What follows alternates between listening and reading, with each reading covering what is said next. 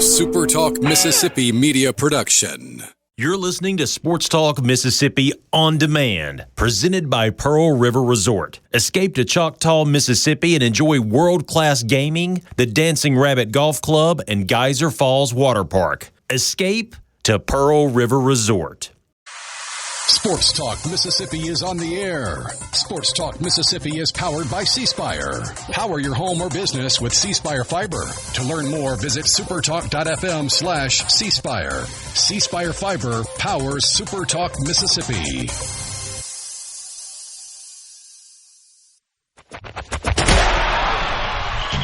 To the junction, in the Grove, and to the top. This is Sports Talk Mississippi. On your radio and in the game. Right here on Super Talk Mississippi.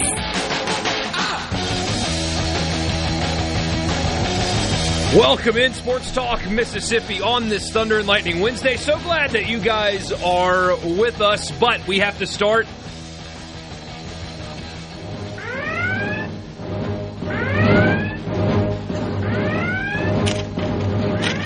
Michael Borkey, I've just been handed this at the desk.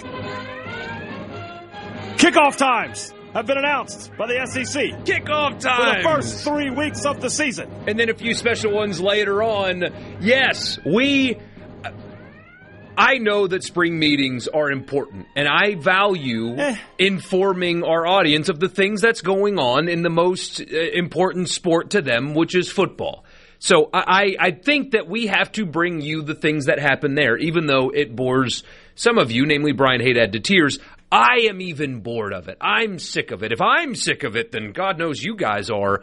And then we get this gift from the sports gods above, and that is 3 full weeks of kickoff times to save the day. I knew it was, and they announced it was going to be today, but I had totally forgotten in amongst the wash of college baseball and everything else going on. Yeah. And Borkey texted me, and you know what's funny, Michael, is I had not done I did the podcast, I started at like 2:10. And so I'm like, God, I got to somehow stretch college baseball for 30 minutes here. What am I going to do? And then you sent me that text, I was like, oh. Yes. Glorious. So we're going to go through those. Pete Golding was asked about Sark and Kiffin's comments, and he gave the exact correct answer. He is not fanning those flames. We'll tell you about what he said coming up in a little bit. Ted Cruz is here to save college sports. We'll give you the details of that. We got Kyle Peterson going to join us, talk some baseball in the next hour, and a whole lot more with you. Glad you guys are with us. We will do kickoff times after Hadad pays some bills. Let's pay them. We're in the Pearl River Resort studios, pearlriverresort.com. Book your stay now. It's hot outside. I bet it's nice and cool in the pools at Geyser Falls. If you can take the heat, then get in the kitchen. That is Dancing Rabbit for championship golf, and finish it all off with a great meal at my friends at Philip & M's.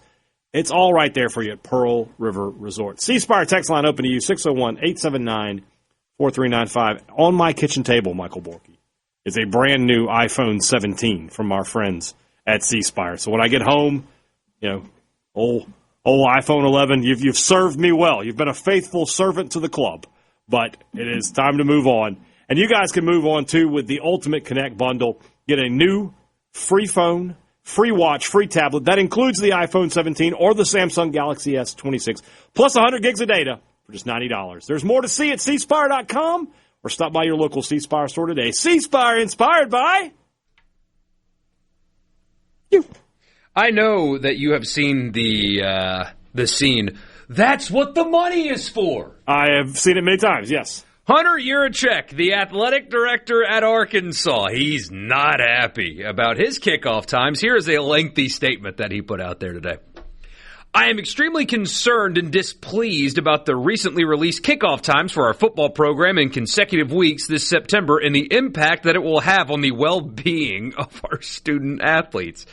ESPN has set our game at Utah for 9:15 p.m. Central Time. On September 12th, we anticipate returning to campus at approximately 6 a.m. on Sunday, September 13th, followed by an 11 a.m. home kickoff against Georgia just 6 days later on September 19th. This assigned schedule will cost our student-athletes nearly a full day of rest and recovery that they would otherwise have available to them. This is not simply a competitive disadvantage, it's a genuine welfare issue for the young men who represent our program and contribute greatly to the bottom line of our television partners. Oh, he went there. He went there. Hey, Hunter, Arkansas football this season is not helping ESPN's bottom line at all, buddy. You're just a training ground for the better teams is what your ball club is this year. But anyway, this type of scheduling is unacceptable and demonstrates a clear neglect for the well-being of college athletes. He goes on. We don't have to. He says, I have formally requested that the SEC office and ESPN aggressively pursue an alternative situation for one or both kickoff times during these consecutive weeks. The focus must be on the well-being of the game's participants, not the bottom line of the media partner. Hey, Hunter, that's what the money is for. That's why the SEC writes you an $80 million check every year. Do you not want that check? You don't like that money? Okay, then you can kick off whenever you want. Your games just won't be aired on ESPN platforms. There you go, pal. There you go. There's another side to this, though. The audacity to think that a 6 o'clock kickoff versus a 9:15 kickoff impacts the next week's game is just hilarious. Well, there's another side to this, too, though. A lot of dissension in the ranks in the SEC like you've never really seen before. They're fed up with Sankey. They are. I think that there's – look, here's the issue. Like, who are you going to get? You people will make that comment about coaches all the time. You know, your coach is, Mr. Jeff Lebby is 7-17 as a head coach. Well, who are you going to get that's better? I don't know, a doorstop. But in Sankey's case, who are you going to get that's better? Who's going to take on the headache? Yeah, the salary is great, but the people who can get those kind of jobs can get those kind of salaries in tech, in big corporations, in law, whatever. Who wants the headache of dealing with all this right now? So, yeah, there's a lot of dissension in the Charlie ranks. Hussey? I mean, maybe. He's an Ole Miss guy, though. Uh-oh. Can't have that. Well, we obviously can't have that. But that said, yeah, I like Charlie. He's a great guy. I just don't. I don't know. It's one of those things where like people are going to be mad, but at the same time, what can you do? What can you do?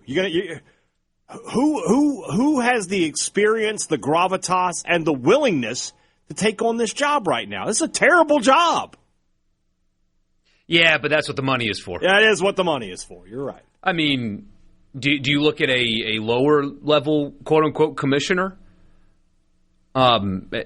Somebody that's been impressive, like maybe the commissioner of the Sun Belt? I don't know, man. They've done a really good job. I don't know. The SEC loves to promote from within. I mean, Charlie Hussey is what, the COO? Yeah, he's like, the number two. He's number 2, number 3 at war, something like that. I don't know the answer to that, but I'm just saying, man. It's not that I'm saying that they're tough shoes to fill. I'm just saying it's a tough job, and I don't know that the average person who has the resume to want to get that job would necessarily want that job right now. Especially, and we may get to this later, we may not. I mean, John Summerall echoed what Glenn Boyce, the chancellor of Ole Miss, said, by the way, that the coaches were misled when they voted for the 9th conference game. Yeah. Well, that's a big accusation, man, because remember when Boyce did it? He was kind of on an island by himself, and the response out of the SEC was, actually, they were informed, and so I don't know what he's talking about, basically. Mm-hmm. Well, Glenn Boyce is not on an island of one anymore. No. You've got multiple people now on record. I would not have voted the way I voted if I'd have known that we were not getting the 16-team playoff like we were told we would. Right. Oh. Uh-oh. But, yeah, I'm with you. I thought something else had happened. No, just that leads to what you're talking about, though. There's dissension, and people are willing to go public with it. I'm sure there's been dissension in the past. I'm sure there have been times where people have disagreed. There have been angry people, arguments, so on and so forth. But you've always kept it in the family. It's like Vito Corleone, like, never tell someone outside the family what you're thinking. Now they're going and they're just airing family business. Don't like that. But Marty's exactly right, though. I just don't feel sorry for the players. This is their job. Their inconvenience is for my convenience, the paying customer. I agree completely. Well, I mean, look at it like this. You're getting paid now. If you're listening right now, and you've ever worked in a restaurant and you've ever had to work till close and then turn around and open, and I've done it a million times, buddy. Yes, you have. That's what the money's for. They pay you to do it. So yeah, I agree. I will agree that on the surface, it is a player. You are losing some recovery time. You can't question that. It is a true statement. But like 3 hours. I mean, the NFL stuff does this stuff. They play games on Monday and then they're back on Sunday every week. Or play Thursday, Sunday to Thursday. They'll play on Sunday and then they got to play on Thursday. It happens every week. If you don't like it, if the players don't like it, they are welcome to collectively bargain and absolutely and make it happen. Or you can just choose not to take the check, Arkansas. Yeah. One program does not have power. 16 programs have power. If they all banded together, then yeah, they can get something done. One program, even Alabama, Georgia, cannot tell the TV networks what to do. Sorry. Yeah. They say jump, you say yes, sir, how high. Yeah. That's simple. But you need to get the Don Draper quote. You need to have the sound clip ready for it. That's what the money is for. That feels like something we'll come back to. We'll use that again. Yeah. We got kickoff times. Arkansas is mad about theirs. I think Mississippi got treated right. We will talk about that when we come back. Sports Talk Mississippi. Don't go anywhere.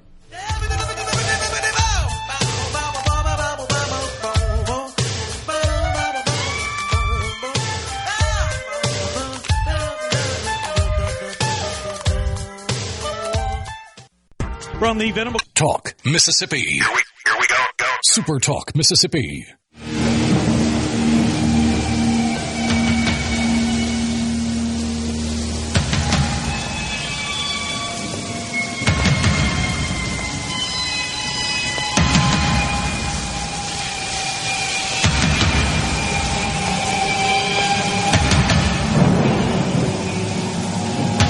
It's a long open on this one. But it's a good one.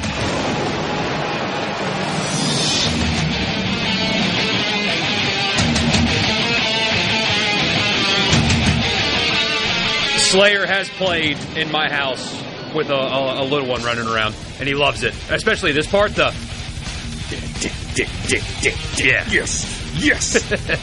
We could do Beavis and Butthead. We really could. Hi, Borkey. Let's talk about kickoff times. Sports Talk Mississippi. Let's talk about kickoff times. The SEC and ESPN released the first 3 weeks, and then the special games around Thanksgiving. And we also know that the SEC Championship is going to kick off at 4 o'clock. 3 o'clock, but also, who cares?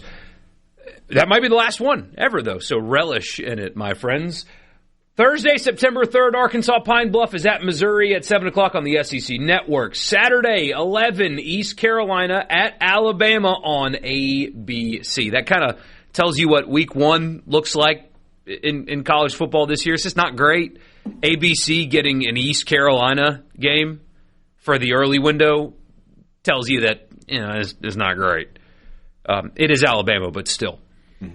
Kent State at South Carolina on the SEC Network. That's at 11:45. Kentucky is playing their streaming game against Youngstown State, so they get to choose the kickoff time. They chose noon. The first weekend of September against Youngstown State. They chose noon or 1 o'clock Eastern. How bad do you hate your fans? They don't like them. What are you doing? Well, he's trying to get them ready for down, What did Kiffin say? What was the answer for that when he did that? Oh, it was something a little goofy. I don't remember, though. Okay. But, yeah, he remember Kiffin had like some sort of random, hey, we're doing this so our fans can get into shape, basically, or something. Yes, Tennessee State at Georgia. They're kicking off at 3 o'clock Eastern. That is a streaming game. Not much better. Not much, but gosh, 3 o'clock in Central Georgia in September is not brutal. Great. What are you guys doing? Yeah. The kickoff game in Atlanta, Baylor and Auburn. That's 2:30 ABC, Baylor and Auburn. Very good. That's an interesting one. It has a little something to it. Baylor's kind of interesting. New Auburn team, etc. Yeah, should be a pretty packed stadium. Very much on the hot seat there. Oh yeah, is Sawyer Robertson's not there anymore, right? No, he's gone. Yeah. Where did he end up? He's in the NFL. Yeah, but where? Let me see. I don't know. Somebody drafted him, didn't they? The last time I saw Sawyer Robertson, he went undrafted. So is he not playing football? Somebody had to have signed him. No. Wow. That's crazy. Okay. Interesting. Texas State is at Texas. That's on ESPN at 2:30. Again, that tells you what the slate is like. Furman's at Tennessee. That's the streaming game. That's at 2:30. Again, why do you hate your fans? North Alabama at Arkansas. That's the 3:15 game on the if a tree falls in the forest and nobody hears it SEC Network game. Yeah. Missouri State's at Texas A&M on ESPN at 6 o'clock. Ugh, bad weekend. Austin Peay at Vanderbilt at 6 o'clock. That's the streaming game. Clemson at LSU, 6:30 ABC. Sure, why not? Oh. That's a really weak first week. Normally week one has got a couple of bangers in it. This one does not. This one does not. Dabo needs to win that game. I don't think he will. I need a quick $50,000 in my checking account. Oh, me too. Why don't you wish in one hand and you know what in the other, and you tell me which one fills up first. All that off season, we do things the right way. That plays well in late January. Yeah. That does not play well when LSU beats you by 4 touchdowns. Yeah, that's probably going to happen too. A lot of pressure on Dabo specifically in that game. Mississippi State gets thrown a bone. I love this. The ULM game, it'll be on ESPNU, but it kicks off at 6:30 on the opening Saturday night. That's great. You can't do better than that if you're Mississippi State. Because that game could have been any time. Could have absolutely been an 11 a.m. kick. Or that could have been the 3:15 SEC Network game. It could have been. So getting a 6:30 kick is fantastic news for Mississippi State. State should be very pleased with the times we're about to announce for them. Yeah. And you know what? The crowd should be good, too. I know it's ULM, I know, and I'm not saying that the stadium should be sold out or anything like that. You know, there should be enough excitement about Kamario Taylor. Yeah. Getting to see him play against a not great team should put you in a good spot. Yeah, he should throw for like 275 and run for 150 or something like that. You should walk out of there going, wow. Yeah. You know, that should happen. What a great showcase that'll be for him. Florida Atlantic is at Florida. That is 6:45 on the SEC Network. UTEP at Oklahoma. Yeah. That is still Oklahoma has not decided yet. That's a TBD. That's their streaming game. And so they can put it up whenever. They can put it up whenever. And then, of course, Sunday, September 6th, Ole Miss, Louisville from the not new stadium in Nashville. It's not done quite yet. Still cannot believe that we've got 2 college football games on Sunday, and they're both at the same time. There are some real idiots in the world. There really are. And they all work in television. Or leadership positions in college athletic conferences. Why? And you're only hurting yourselves by doing that. One game's in Wisconsin, right? So it's not like you got to worry about super heat, right? That game could kick off at 2:30 and people would watch it. It's just dumb. Somebody's asking if we would prefer the cupcake games to be played in the early weeks. 100% yes. Absolutely. I don't mind them. I mean, there's a larger conversation to be had about their value because, especially the FCS games, I talk about Furman too much. I grew up on Furman football. Those are the real student athletes in college football. That and then, of course, the divisions lower. But, Furman plays Tennessee. Those are 63 players. Maybe one ends up in the NFL. Mm-hmm. The scholarships that are provided, like that's the real college football, and those programs need these games to survive. Yes. I also don't need them on my TV in November. Right. So play them early, get them out of the way, and then have November matter as opposed. And they fixed that part, but I want them all to be done, by the end of September. Let's ease into football. At least that's how I feel. All right, week 2, 11 a.m. This one has a little bit of spice, Hadad. Arizona State at Texas A&M on ABC. That's a good game. Week 2, much better. Much better football. Much better. 11:45 SEC Network, Western Kentucky at Georgia. We move on. Moving on. 2:30 ABC. huge opportunity for the new head coach at Kentucky. Alabama goes to Lexington. Buddy, that place is going to be jacked up for that game. And Kentucky's got some talent. He did good. Should be a lot of fun. And look, Alabama, this is not 5 years ago Alabama. They are vulnerable. They have lost these kind of games. They've lost to Oklahoma when that wasn't a good Oklahoma team. They lost to Vanderbilt. Those were 2 6-6 teams they lost to. Lost to Florida State last year. Don't take anything for granted. Yep. Upset. You're calling it? Will Stein's going to beat Alabama. Oh, man. At that moment, Kalen DeBoer is on the hot seat for the rest of the year. They just gave him a new contract. The rest of the year. Doesn't matter. Could you imagine giving him a new contract in the offseason and then firing him? That's what college football is. All you had to do was not give him that contract. You just saved yourself like $30 million. Yeah. Oh, well. Not my problem. Delaware's at Vanderbilt. That's on the SEC Network at 3:15. Campbell's at Florida. That's at 4:30. That's the streaming game. And then in the nightcap, we got a couple of some heavyweights. We got some good ones. Oh, hold on. It's not an ESPN game. 2:30. We now know in week 2, 2:30 on CBS, if you can believe it.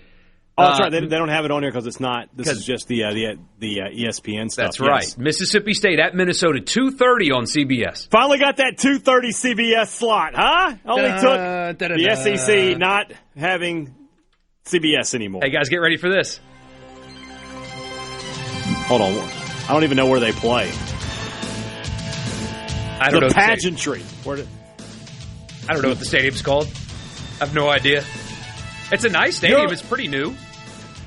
We are live at Huntington Bank Stadium on the campus of the University of Minnesota. The Golden Gophers, P.J. Fleck, row the boat. Jeff Levy brings his Mississippi State Bulldogs to town, looking for an upset, looking for new beginnings. Kamario Taylor. What's about this young man?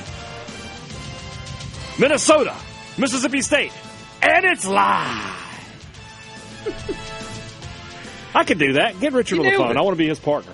That game is so important for Jeff Levy. Huge. It's hard to describe how important, because that can be his, hey, guys, I know it's been rough. I got this. The balloon is not full as it is, but there will be no air in it if he loses that game. No. Not at all. So, yeah. But coming back there with a win, and it's just like, okay. And then you're 2-0 next week playing South Carolina, and we'll talk about that in just a minute, and you got something there. So 2:30 CBS, Mississippi State and Minnesota. We'll keep doing kickoff times because this is awesome. Because why not? Because why not? They just got released today, and we'll keep going when we come back.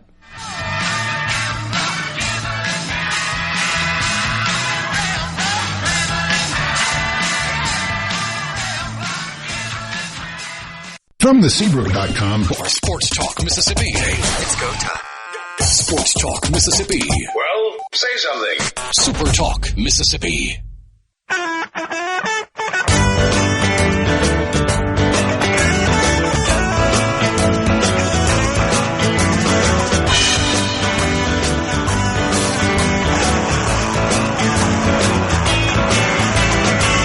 Welcome back. So glad you guys are with us. The SEC released kickoff times for the first 3 weeks today. We're going through them. We left off right before we got to week 2, 6 o'clock ESPN, Tennessee at Georgia Tech. Now, the Vols are going to travel to that one. That will be an electric environment, but that'll feel, honestly, like a bowl game is what that'll feel like, because there will be a ton of orange there. That's a really good game. That's a good college football game waiting to happen, I think. I hate that all of these games, though, are at the same time. All right, well, 2 of these games are at the same time. Yeah. Townsend at South Carolina, that's the streaming game. That's at 6 o'clock. Who cares? Ohio State at Texas, 6:30 on ABC. That one That's the big one. Whew. Can Arch get past the 50 more than once? Surely this time. I think this time he'll be able to pull that off. Yeah, I think they'll be fine. That should be an unbelievable college football game. Looking forward. That's, State on the road. That means, because as I've said before, I will not be going to Minnesota. So I'll stay home and watch that. That's why I got a full day of college football. That'd be great. Louisiana Tech at LSU, that's their streaming game. Okay. So they lucked out on that because they play McNeese. Right? The LSU. Don't they play McNeese? I think they do. Doesn't matter. That's their streaming game. That's at 6:30. Good on them for throwing their fans a bone on that one. Charlotte at Ole Miss, 6:45 in Week 2. That'll be on either ESPN2 or the SEC Network. So if you have to play Charlotte, it's good that you get to play Charlotte at night, especially in early September. So that is a nice little scheduling break for the Ole Miss fans out there. You get a night game for even Charlotte. That'll be great. Perfect. No daytime fireworks for that one. No, you're good. You're good. Be good. Arkansas, we mentioned earlier, Hunter Yurachek mad because very upset, very angry. His team has to play a late game on Saturday before their early game the next Saturday. Saturday to Saturday. Yeah, you got a full. Yeah, well, okay, whatever, man. But that game's at 9:15 on ESPN, so you get to go straight from Tennessee, Georgia Tech on ESPN to Arkansas at Utah. Yeah, my intention. I'm excited. And then you have an either-or for that day as well. 6:30 or 6:45, Southern Miss at Auburn. That'll either be ESPNU or the SEC Network. So no plus for you Southern Miss fans. You get to just watch it on regular TV. My guess is it's just how do they how does Auburn do against Baylor? Auburn wins. They're probably the better time slot, which I think is the 30. The 30 is the better time slot. Yeah, because then you have Charlotte Ole Miss also up for the SEC Network game. So I think you probably move Southern Miss. No. If I'm Auburn, don't you want SEC Network over ESPNU? Correct. I think so. So you want to get SEC Network over ESPNU. So we'll see. We will see. I would if you made me gamble today that I think Ole Miss will play at 6:45 on ESPNU because I think it's ESPN2 for Ole Miss. So it's for Ole Miss Charlotte. It's either ESPN2 or SEC Network. So Auburn will Southern Miss Auburn. It's either ESPNU. Auburn or will be on SEC Network, and then Ole Miss will be on ESPN2. Is what I would imagine. Yeah, because I think Auburn's going to win Week 1. I do too. Week 3, 11 a.m. Georgia at Arkansas on ABC. Could be fun. Could be. Could. It's going to be tough for Arkansas. They're going to be so worn out. Tired, man. Tired football team. You got to think about those poor student athletes that are getting six-figure checks every month. I mean, it's just, it's got to suck for them. Yeah. Having to play football once a week for lots of money that. Yeah. Anyway. NC State at Vanderbilt, 11:45 SEC Network. That one, look. There's something to that. There's some juice there. Former Ole Miss head coach Dave Doran there. Some guy got confused at that yesterday. I forgot to respond to him. Dave Doran was never the head coach at Ole Miss, but he did. He was offered and accepted the job and was about to get on an airplane. When you are offered and accept a job, that means you are the head coach. For a few hours, anyway, Dave Doran was the head coach at Ole Miss, and then some local. I say political. I don't literally mean like the House of Representatives member for the district that's Oxford stepped in. I mean, politics. Local politics stepped in and got Matt Luke the job, and Dave Doran did not get on the airplane, and the rest is history. There you go. But, yeah, that game could be fun in the early slate. Troy at Missouri. That is Missouri's streaming game. They chose 11:45. Okay. Florida State at Alabama, 2:30 ABC. Lovely. I kind of feel like a particular head coach needs to win. Both of those guys need to win that game. Yeah, that's one where neither coach can afford a loss, but somebody's sure going to get one. Norvell's not going to be at Florida State after this year. And then after that, we've got Kentucky fresh off their upset win over Alabama at Texas A&M. Going to Texas A&M on ESPN or ESPN2 at 2:30. Oh, it'll be ESPN if they win that game. That's right. And then 3:15. Unfortunately, this is the tree falls in a forest. 3:15 SEC Network game. Well, there's two sides to this. One, the ABC game they're up against. I mean, it's not that interesting. It's not like they're up against Ole Miss LSU. Certainly not against. The other side of that is, if you're a Mississippi State fan, you're not playing South Carolina at night. South Carolina at night is a different animal than South Carolina during the day. It's always a tough place to play, but when the sun sets, man, it's just different. So I'd like to go ahead and make an announcement. There will be no Thunder and Lightning post-game live following that game because I won't be near a computer.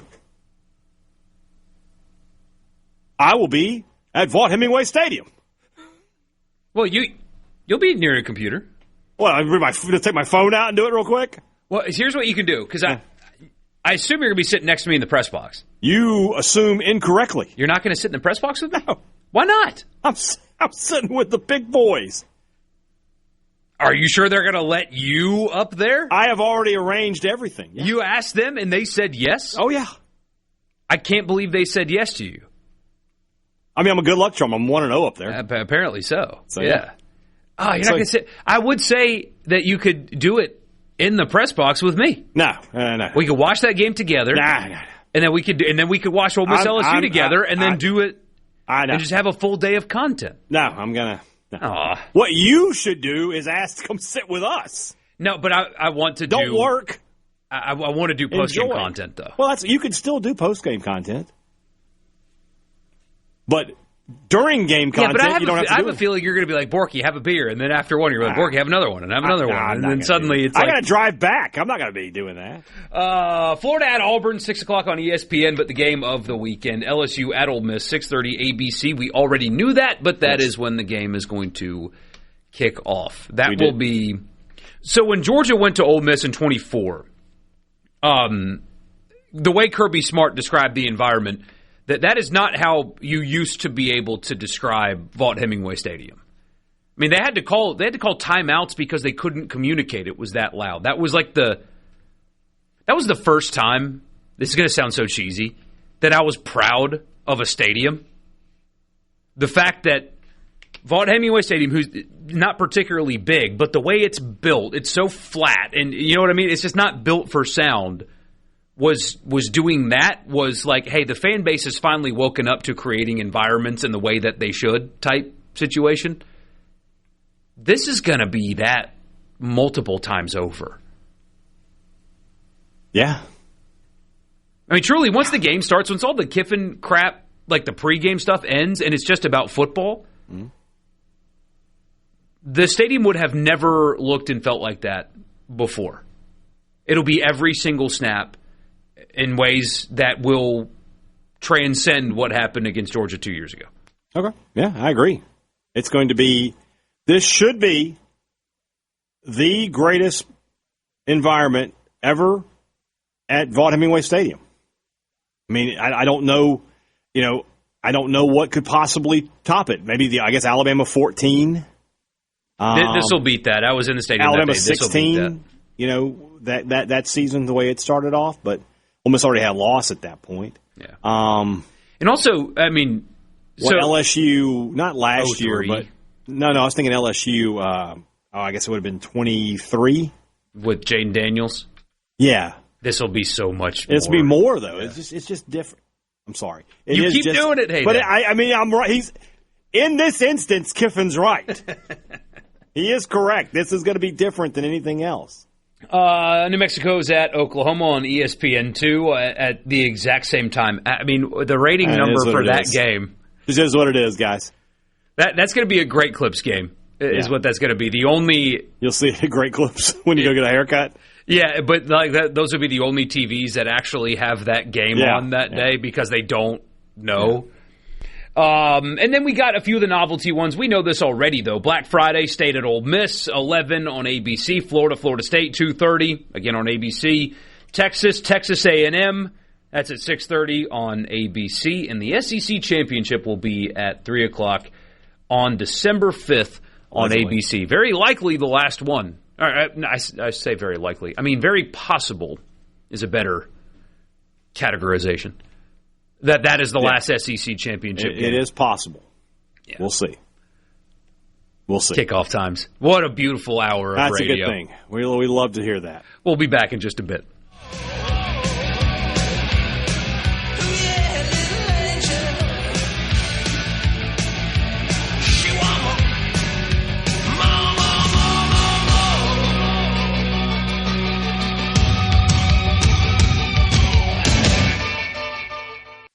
from the Venable Glass. It's time for more Sports Talk Mississippi.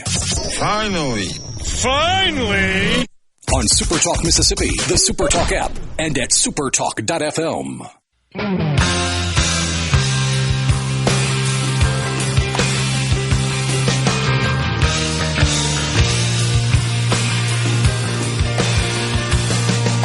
Somebody says, how many night games in conferences Arkansas had recently feel like they don't ever get one?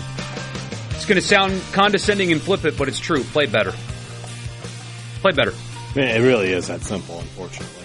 And then sometimes you can get caught in the middle, though, because you can be so bad where sometimes they slap you at an SEC Network night game because they've got other bigger games that day, and you're so bad that they put you in the bad time slots. Yeah. And then you can be in the in-between, where you're interesting but not the best, and so they slap you at 11 a.m. Right. And look, what we have to understand is that, yes, as fans, we hate 11 a.m. games, especially in the early part of the season when it's super hot. The network loves those games. They do rate very well. They rate very well. They want to have good matchups coming right out of College Game Day, coming right out of SEC Nation or whatever it is. Which, by the way, I don't know if we mentioned it. Matt Berry taking the spot for Laura Rutledge. He's a guy that really cares about college football. I think he'll do a good job. He's funny. I thought when he and Mullen were paired together, I thought they were a good team. Yeah. But anyway, the networks like those 11 a.m. games. They're going to put good matchups there. They are. They're just, as much as we hate them as fans, now I'll just be the one, I think I've said this before. As a member of the media, if I have to cover a game, I'd much rather cover it at 11 a.m. because then I'm out of there by 3 and I got the rest of the day to myself. Yeah. I mean, it's just like anybody else with their job. If you can get it done early, why not? But that's just a burden for the fans. I do go back to what I've said before, though, about early games and night games, is that everybody in the conference should be given one of each. Everybody gets an 11 a.m., everybody gets a night game. Your other 2 games, the networks can just put you wherever. I think that's the way, in a world where, I know we're not all about equity sometimes, but that is one that just makes sense to me. Yes, it most certainly does. Somebody says State and Ole Miss both play on Saturday, then turn around and play the next Friday. Are they just tougher than Arkansas? Yeah, I don't see Keith Carter and Zach Selman releasing statements complaining about having a one-day shorter rest before the Egg Bowl. It is something, especially now that we're talking about not having those cupcake games anymore where, a lot of times you could have your starters on the bench by the end of the second quarter or the early third quarter and get a little extra rest and play those games. Those were usually your streaming game, right? So you're like, hey, we're going to play at 11 a.m., get it over with, have as much rest as you can possibly get. That's going away. That is, it is. And so that's why I would advocate for the 2 bye weeks are coming. Week 0 is going to be week 1 soon. That will happen. If I'm Carter and Selman, I would say, hey, second bye week needs to be before the Egg Bowl. That's what we want here. You're making us play a day early. Mm-hmm. You need to accommodate us. But the problem with that is this. They may not. Well, it's not only that. It's like there's 2 other games. So are we going to have 6 SEC teams off because they want the Friday, because they play the Friday games? So Florida State's not 2 SEC teams. Oh, yeah, you're right. You're correct. But so 5. Yeah, that's still a lot. I mean, to be getting your bye week that late in the season. So I don't know if they'll do that or not. Some years you might not. You just simply might not get that. But yeah, I mean, if Keith Carter or Zach Selman released a statement like Hunter Yurichek's, I think my reply would just be delete your account. Never tweet again. I don't want to see that. I mean, I'd imagine how weak. You remember when Scott Strickland released a statement after the Oklahoma State loss? Mm-hmm. That was one of the weakest statements I've ever seen from an AD. That was so weak. Apologizing to the fans for scheduling an interesting game because the team lost? Yeah. It was awful. This is 5 times worse than that. It's something. So and again, it just goes back to the idea that, like, I can't believe that the SEC athletic directors are being this vocal about their displeasure. I mean, that feels like something that he should have just called Sankey and aired his grievances privately, and Sankey would have been like, look, we'll figure out a way to make it up to you here down the road, do something. I don't know, but yeah, that's surprising to see.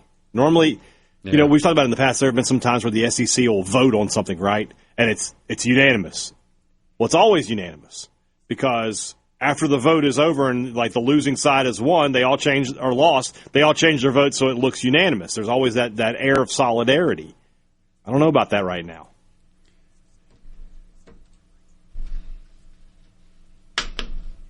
Yeah, it's noteworthy. It means something. A lot of people in the conference are publicly fed up. Yeah. Oh, somebody taking a shot. Is Mississippi State games not all cupcake games? No. Read it as he wrote it. Is not all MSU game cupcake games. Yeah. Well, sir, this is America. And in America, we speak English. So if you'd send me a text in English, I might read it. But beyond, I don't know what language that was. There's no subject-verb agreement happening in that sentence. Have we discussed the Senate bill? Yeah, Hadad recorded an hour breakdown of all the details. He's going to... Yeah, let me go and get out of here. You got it from here. Now, I mean, we'll tell you about the bullet points. I really like a lot of them, but the question is, would it hold up when challenged to the Supreme Court? And the answer is probably no. And will it even get passed? They think that it will. My response is probably no. But we'll give you the bullet points on it later. It's noteworthy. There's a lot of good ideas in it, but we'll see. More sports talk after the news.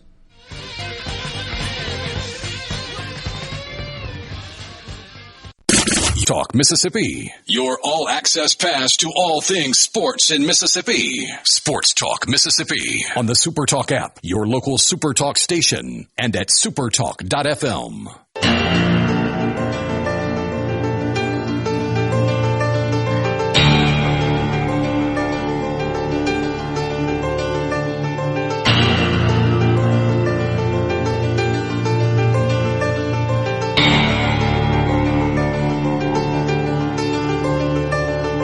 Sports Talk Mississippi back with you here on a Wednesday. Let me ask you something, Michael Borkey. You've got a yard, don't you? Yeah, I do, and it's got to get cut, buddy, and I'm not looking forward to it because I have a push mower, and it's slow, and you got to fix that. I'm gonna make you a deal here. Right now, if you've got a yard, if you got land, are you working your property? Or is your property working you, Michael Borkey? That's what I want to know. My property works me right now. Well, there you go. Right now at Ag Up, they're making it easier than ever to own a John Deere compact tractor. And I don't know if you need a John Deere compact tractor with your yard. But if you do, if you want to, hey. They've got zero turns, buddy. If you want to get done quick, you'd be like, how long does it take to mow your grass? I don't know, 30 seconds, something like that. Right now at Ag Up, though, great deals are available on 1 through 4 series models. We're talking 0% financing. And for a first-time landowner, to the folks ready to trade up, Ag Up's team knows how to help you find the right machine for your property and your budget. There you go, Michael. Stop by your local Ag Up equipment location or visit agup.com. Ag Up and John Deere, built for what's next. Restrictions apply. See dealer for details. 15 locations throughout the state of Mississippi. What's up on Sports Talk Mississippi, brought to you by Ag Up. I think we're switching to baseball here. Am I right? Here's what I've decided. You make a command decision. You have the con. We're going to just go through this bill and then move on because we have KP coming up, and that's a natural end to the conversation, so we only have to spend just a few minutes on it, and then we can just move on and be done. You know what I mean? So I'll tell you about this bipartisan Senate bill that's here to save college sports. Then we'll get to KP, then we'll talk baseball, then we'll get to the college football fix, all right, and end the show that way. We got people asking about it. Senators Ted Cruz, the Republican from Texas, and Maria Cantwell, the Democrat from Washington, have worked long and hard on a bill to save college sports. To make prices go down? To make gas more affordable? To make lives easier for Americans? Nope! College sports. I can't afford health insurance, but yeah, it's great, guys. College sports. Yeah, that's what's important. Thank you very much. I appreciate 2 of our senators stopping the transfer portal. Thank you. That's what I want you to do in Washington with your time. Thank you. Especially when you read about how long it took them to come to this agreement. This isn't just one of them wrote a bill in their off time or had a staffer do it, and they're just like, oh, yeah, let's hold hands. And no, they worked really hard on this, which is not a good thing. That's a problem. But anyway, Here is, it's called the Protect College Sports Act. The highlights are you can only transfer one time. 5 years of eligibility. That is, you can't get 6, you can't get 7, no red shirts, nothing, just 5 years. Pro players are banned from playing college sports, even if you played EuroLeague in basketball. You cannot come to college and play. The salary cap will be a hard cap. You can't go over, but there's some nuance into that we'll tell you about in a second. They will have a database for agents that you have to be certified, and their fee is only 5%. The Lane Kiffin rule, you can't take another job while you're coaching a team until the season is over. It will allow for the possibility of pooling TV rights, which the lesser conferences want desperately. The SEC and the Big Ten do not. That means putting all of the schools together and getting one TV deal for all of college sports. That's a horrible idea for the SEC and the Big Ten. They don't want that at all. And there's some more stuff to it, but that's the big thing. So generally speaking, these are pretty great ideas, especially the agent thing. You've got some bad actors taking huge percentages that aren't real agents. The NFL does not allow that. You have to have a law degree to be an NFL agent. Not only that, but you have to be certified through the Players Association. It's a much better situation. In college sports, you've got uncles taking 20%. It's horrible. The Lane Kiffin rule, good idea. The hard cap, in theory, very good idea. The fact that we're calling it that is hilarious. Yes. The one-time transfer, in theory, really good idea. Right? I have a great joke about in theory that I can't tell on the air. 5-year eligibility, great idea. No pro players, great idea. I've got multiple concerns. The first one, my biggest concern is if you do get this passed, which good luck, who enforces it? The College Sports Commission, I guess, would be in line to enforce it. Who enforces it? Them? Have you not seen how grossly incompetent that has been so far? Who's your enforcement arm? Will they be capable of policing 130 football teams, 350 basketball and baseball teams? That's before you get to the women's sports, by the way. Right. Will they be able to enforce it? The answer is probably not, right? No. And then the hard cap, so the cap would be tied to the House settlement. Right. Which means then a judge in California would determine the cap on an annual basis. Because that's what the law would be, is the judge gets to decide what the cap is. We want one judge in one state telling us what the cap, quote-unquote, the cap is? Probably not. And then the last thing, of course, is whether this would hold up in court, whether it's legal under the United States Constitution. Seems very unlikely. And I have a feeling, based on historical precedent anyway, that Brett Kavanaugh, Coney Barrett, that would not like this. Yeah. Because it places an arbitrary restriction on adults that they did not agree to. Mm-hmm. So the ideas are good. They're good ideas. In theory. In theory. But the Constitution... this doesn't amend the Constitution. It's not an amendment. I just don't. And I saw a sports legal expert basically say, if they get it passed, which again, good luck, it would get challenged up to the Supreme Court, and the Supreme Court historically does not like what these do. The players have got to have a say. Yeah. And if they don't, good luck. So. It's not going to pass anyway. It's not going to pass, and if it does pass, it'll get changed. And that's the thing. Like, how much money was wasted doing this, man? How much time and money that we could have spent on the actual issues that surround our country? How many moments of time? How many dollars were spent for something that is completely and totally never going to happen, totally useless? Yeah. Somebody says hard cap, they'll just start paying under the table again. But the thing is, the NFL has a hard cap, but they have enforcement. Right. And their players have collectively bargained the cap to agree to the cap. This is not the same thing. Yeah. Tua's going to be the quarterback for the Falcons, right? Tua, God willing. Please. He can't endorse Home Depot. Right. Because of Arthur Blank. Right. Stuff like that. But they've all, like Hadad said, they've all agreed to that. And so that's what allows that. Great ideas, somebody says, but it's not the role of the federal government. I agree completely. I mean, what a waste of time. Buddy, what a waste of time. What is the role of the federal government right now? We're just making stuff up as we go. Yeah. Jeff says nearly impossible to enforce. The bill's great, but enforcement not going to happen. And that's the thing that they need to address that they haven't. Who's going to enforce it? The College Sports Commission? No, I don't want them enforcing it. If you're going to pass this, get yourself a team of a couple hundred if you need. Investigators, litigators, like real people really doing this, really actually give people authority to enforce this. Oh, the CSC's got it. You mean the group that's got $100 million in NIL deals waiting for their approval or denial?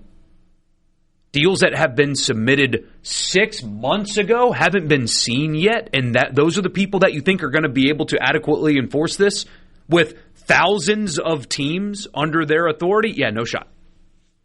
And that's not hyperbole. Thousands of teams would be under their umbrella. Right.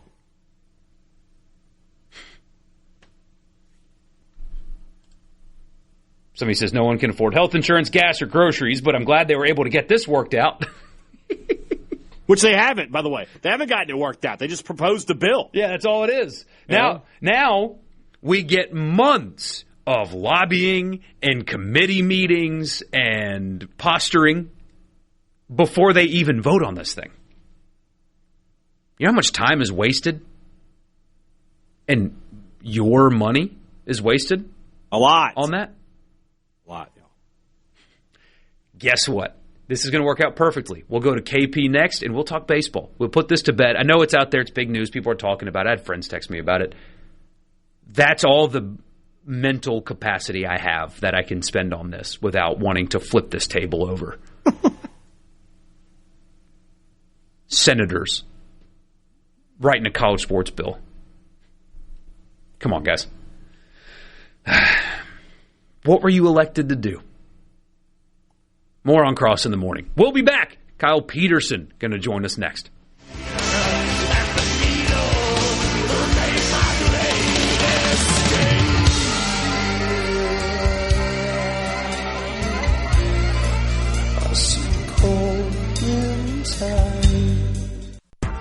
From the Sports Talk Mississippi is brought to you by Covington County Hospital in Collins, where your health matters. If it's happening in Mississippi sports, you'll hear about it first, right here. Sports Talk Mississippi.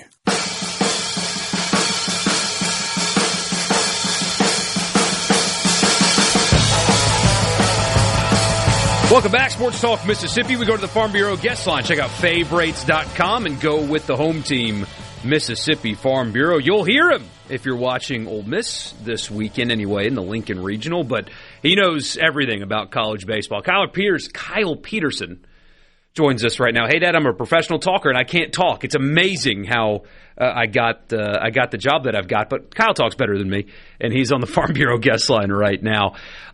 Let's start with the regional you're going to be on the call for. I think Mike Bianco has a decision ahead of him on Friday night. They're facing a big lefty, as you know, crazy strikeout rate, kind of the Achilles heel to the Ole Miss batters.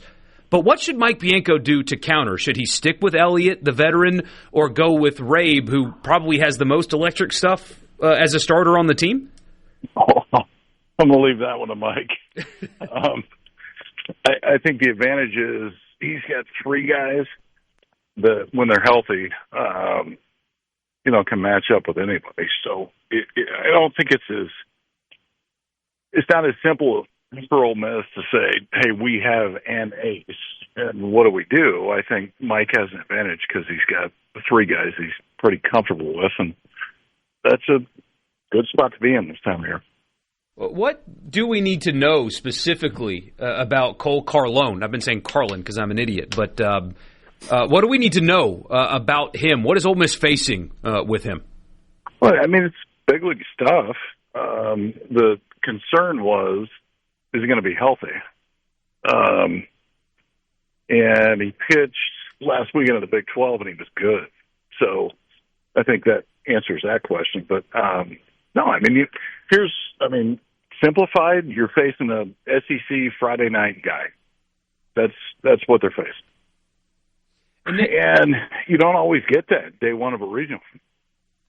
Especially against a 3 seed, a guy with his strikeout rates, really impressive. What about Nebraska? If Ole Miss is able to get past Arizona State, I don't know much about Nebraska baseball. I know you're familiar. They're in your territory up there. What are the Cornhuskers like generally?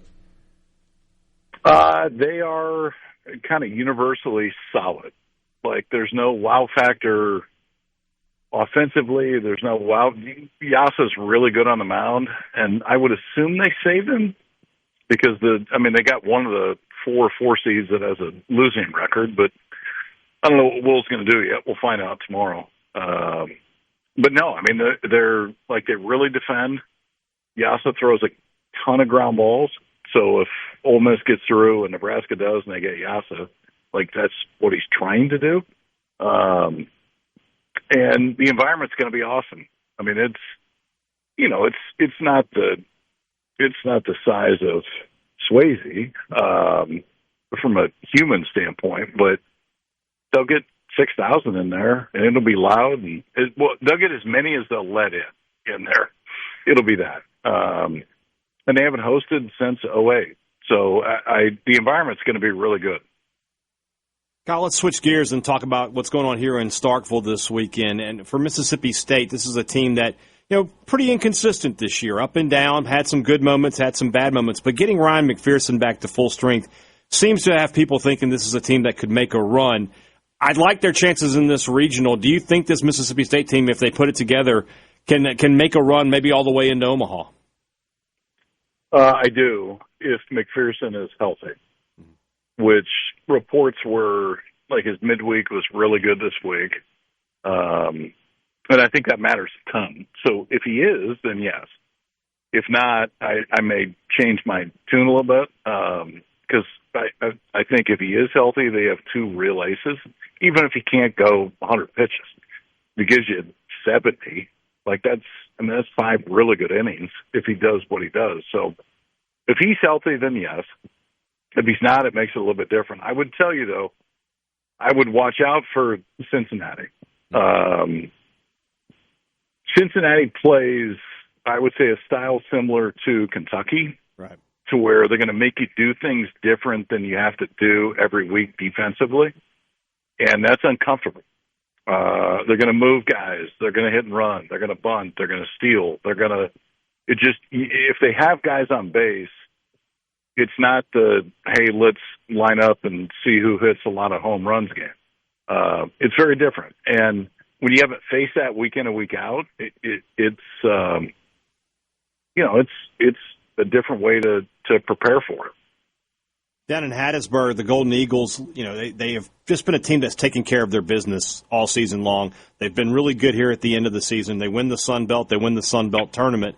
And now they're going to host another regional. They've been the most consistent program in this state. Can they take that step forward this year, do you think? They haven't been to Omaha since 2009. If things go the way they want, can they be a team that makes it to the College World Series?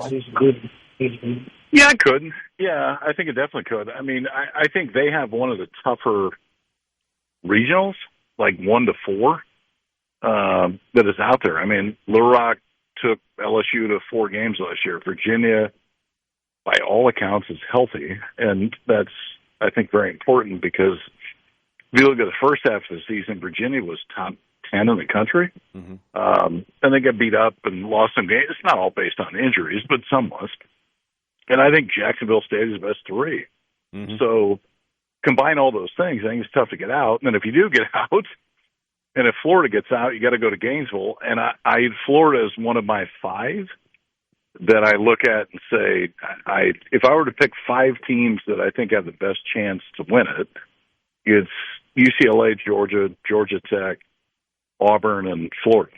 So it's not the easiest place to go play if you do get through it. But yeah, I mean, they got a puncher's chance. They're playing at home, so a pretty good place to start.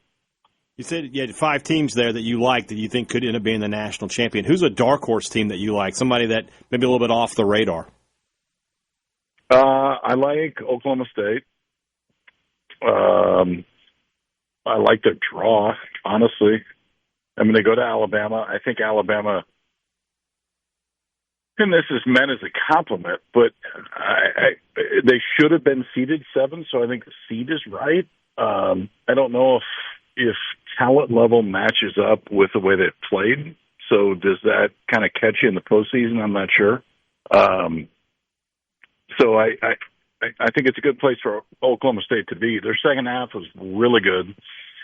They hit a ton of home runs. I think they're second in the country. They have a real ace. So off the one line, Oklahoma State would be my first one.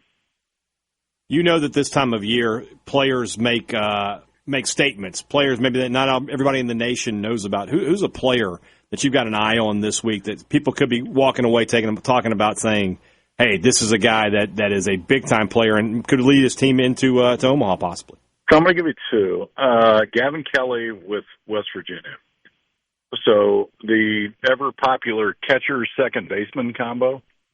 You see it all the time. Yeah, we know what that looks like. Super athletic, should be behind the plate, just a sophomore, has a chance to be the top pick in the draft next year. He'll be top 10, I would assume. And West Virginia is playing at home, which is cool. Only the second time that they've ever done it. And then I'd say Landon Hairston, that, in the Southeast, you don't see the West Coast. You don't see West Virginia, honestly, but you don't see the West Coast very much on TV. Landon Hairston at Arizona State is a sophomore, 28 home runs, set the Arizona State single-season record for home runs. So Barry Bonds played there. Bob Horner, now God rest his soul, played there. Pedroia played there. Like, there's some dudes.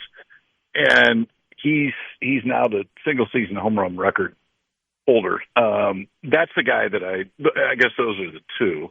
There's many, but those are 2 of many that I think people are going to enjoy watching. Kyle, thanks so much for joining us. Have a great call up there in Lincoln. A lot of us here in the state of Mississippi will be listening in when you're calling the Ole Miss Rebels this weekend. Amen. Okay, all good. Good talking to you. Kyle Peterson, ESPN College Baseball. As I mentioned, he'll be on the call with Carl Ravitch this weekend for the Lincoln Regional, which means he's got the Ole Miss games. He joined us on the Farm Bureau guest line. Check out favorites.com and go with the home team, Farm Bureau. He's seen them play. Obviously, he's a Nebraska guy. He lives in Omaha. Yeah. But if you look at Nebraska's stats, the way he described them is exactly what they look like on paper. Yeah. Nothing that blows you away, but everything's like, oh, that's good. Oh, yeah. They're good here. They're a good team. Here. They're good here. Yeah. He's also, that's 2 days in a row, I've asked for like a dark horse, and somebody said Oklahoma State. Because Kendall Rogers said it to us on yesterday's show. The Cowboys are so hot right now. So hot right now. So let's stick with baseball. Orange steel.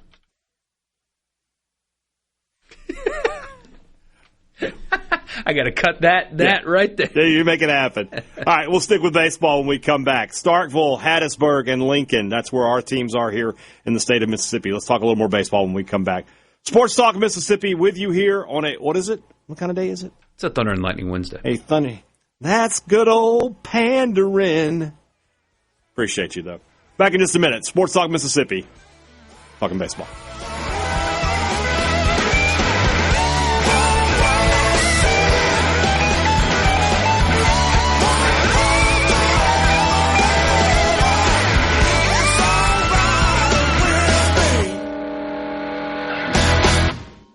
From the Seabrook.com. Mississippi on the SuperTalk app, your local SuperTalk station, and at supertalk.fm.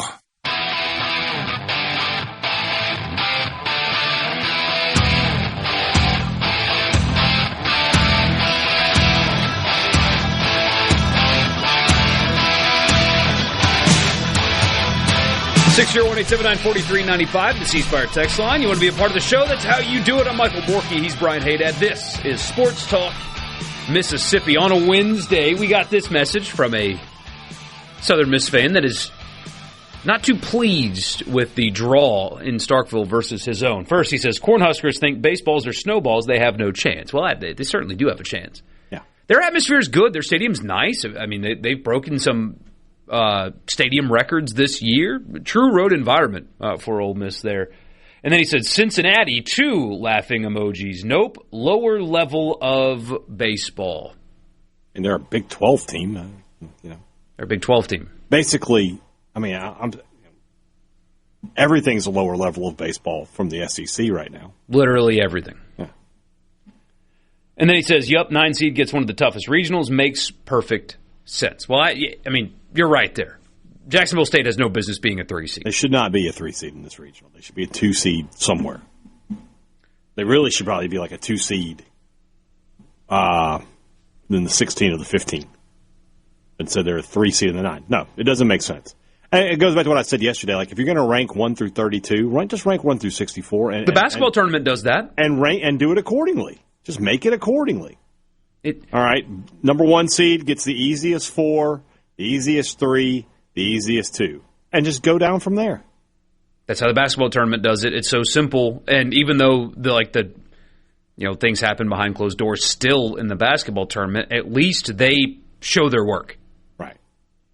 The baseball committee could do a service to everyone by showing their work.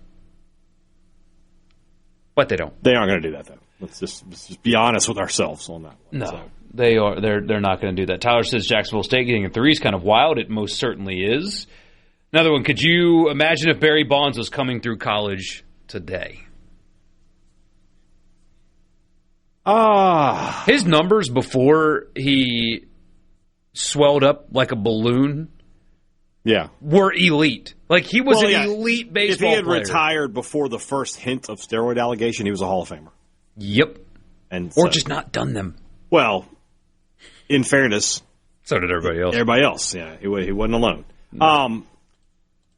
I don't know what it would be like now because it's so different. It's just a different game, right? Like, yeah, Bonds hit a ton of home runs. Bonds wasn't facing everybody throwing mid to high 90s and all these crazy breaking pitches, that people are throwing, these cutters and sweepers and these sliders that start, you're looking at it over here and then it ends up right over here. I mean, Ole Miss is facing a lefty that throws 101 mile an hour. Right.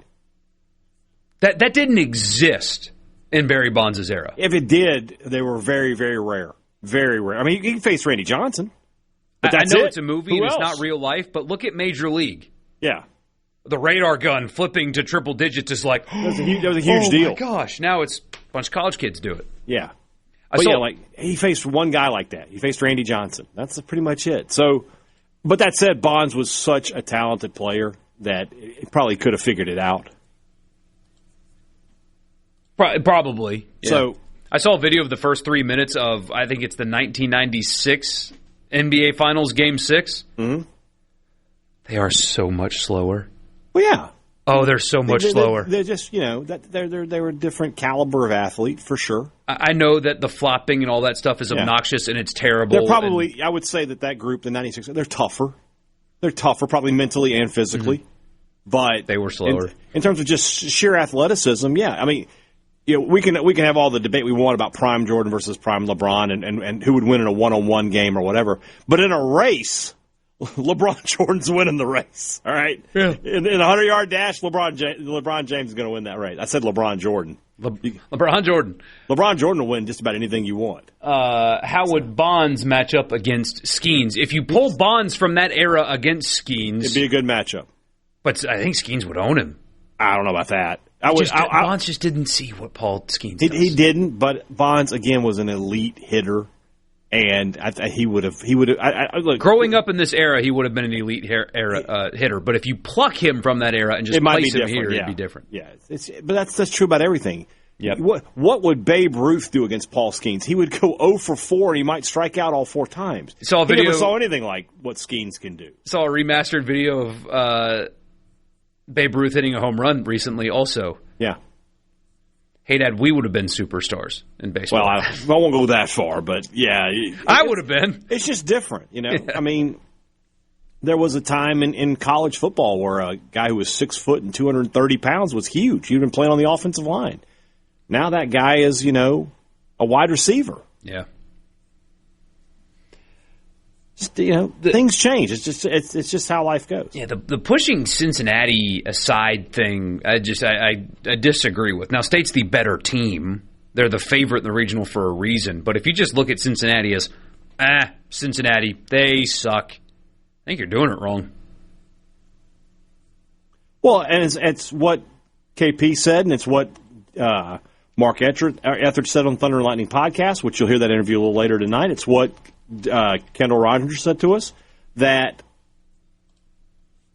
they play this unique style of baseball that's difficult to prepare for. It's kind of like playing, back when Georgia Tech ran the triple option when Paul Johnson was there, or like when you play a Furman now and they run the crazy option offense. You don't see it every week, so it can cause problems. State's if State beats Cincinnati, it's because they're just better at almost every position, right? I mean, this Coates kid, I'm interested to see him with 28 home runs coming into New Noble Field. But my guess is 9 out of 9 starters for Mississippi State would start at Cincinnati, whereas I don't think any of Cincinnati's guys would start. Maybe like I said, maybe Coates.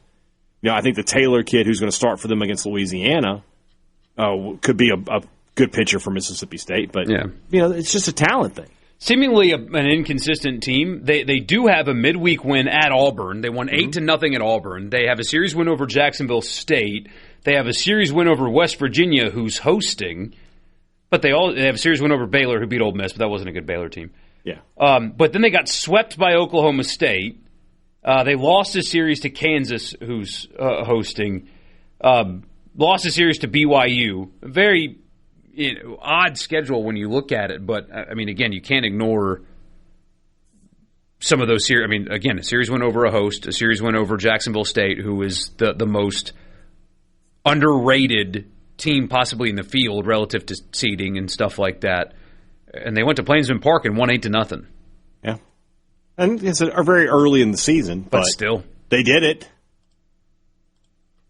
Somebody says, watch out for the Cajuns, too. They're probably mad that the state Twitter graphic has them as ULL and not UL. Oh, does it? Oh, God. Uh-oh. Could be a problem. Be careful there. Who, me? No, just calling them ULL. Yeah, they don't like that.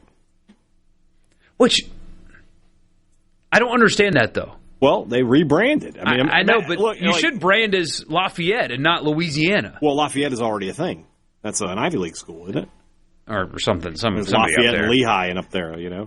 Yeah, like they rebranded. If you rebrand something, if we don't want people to call us. If we change the name of this show to, Bork Talk Mississippi, yeah. we would not. You would not want it to be Sports Talk Mississippi.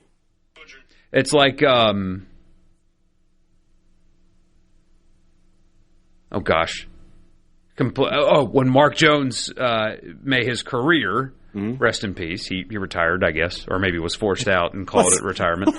Rest in peace is a lot for a guy who just retired. That's why I said made his career. But yeah. He would do the Mississippi thing. Yeah. Well, so did Jackie Sherrill. What do you want? Well, but that's different. That's rivalry poking. Yeah. Not a broadcaster who is incorrectly applying something. But anyway, whatever. That bothers people too. It does. That's why Jackie did it, because he knew it set people off. Call him ooh la la. Call him Louisiana and move on with my life. Somebody says Memphis accepts Memphis State. I think we should be grandfathered in. That does drive me nuts that people still call them Memphis State, though. Mm-hmm. So I'm a hypocrite because, Louisiana, who cares? Memphis, when people say Memphis State, it's like it hasn't been Memphis State in forever. It's been so long. When did they switch Louisiana to Louisiana, Lafayette to Louisiana? I don't know that. It's more because I know when Ole Miss played them, they were Louisiana Lafayette in the Super Regional in 2014. So it's got to be in the last 10 years. But yes, Memphis has been Memphis for going on 30 years. I want to say at this point. Yes, you should have understood that by now. 601-879-4395. Hey, why don't we knock out a team on the countdown of 100 teams in 100 days? We can do that. When we come back. Team number 94 is today. We'll do that when we return. Sports Talk Mississippi, Pearl River Resort Studio.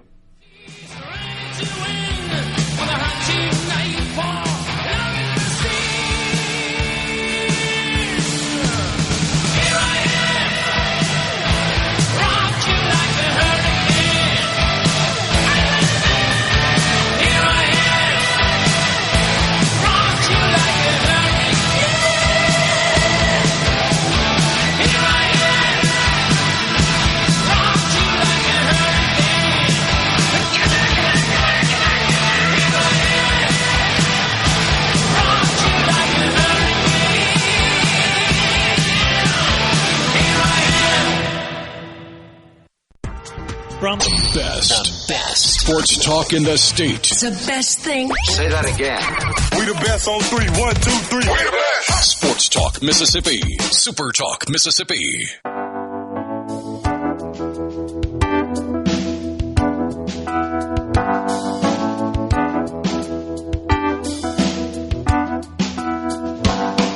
His eyes are cold and restless. His wounds have almost healed. Welcome back, Sports Talk Mississippi. Hey, we got a team to get to, so let's do it right now on the countdown of 100 teams in 100 days.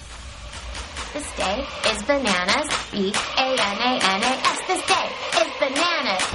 100 teams in 100 days. Okay, ready? 3, 2, 1, go! It's the final countdown. Team number 94 on the countdown of 100 teams in 100 days. We go to coastal Florida. Beautiful Boca Raton. Florida Atlantic, the Owls.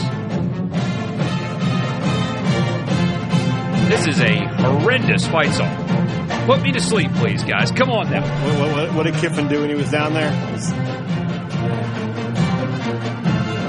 What an exciting time. Yeah, exactly. Flagler Credit Union Stadium. Flagler Credit Union Stadium just rolls right off the tongue there in Boca. 30,000 on the nose can fit in that stadium. And not a great year last year. Zach Kitley, I believe is how you say his last name. He was the offensive coordinator at Texas Tech under Joey McGuire for 3 years.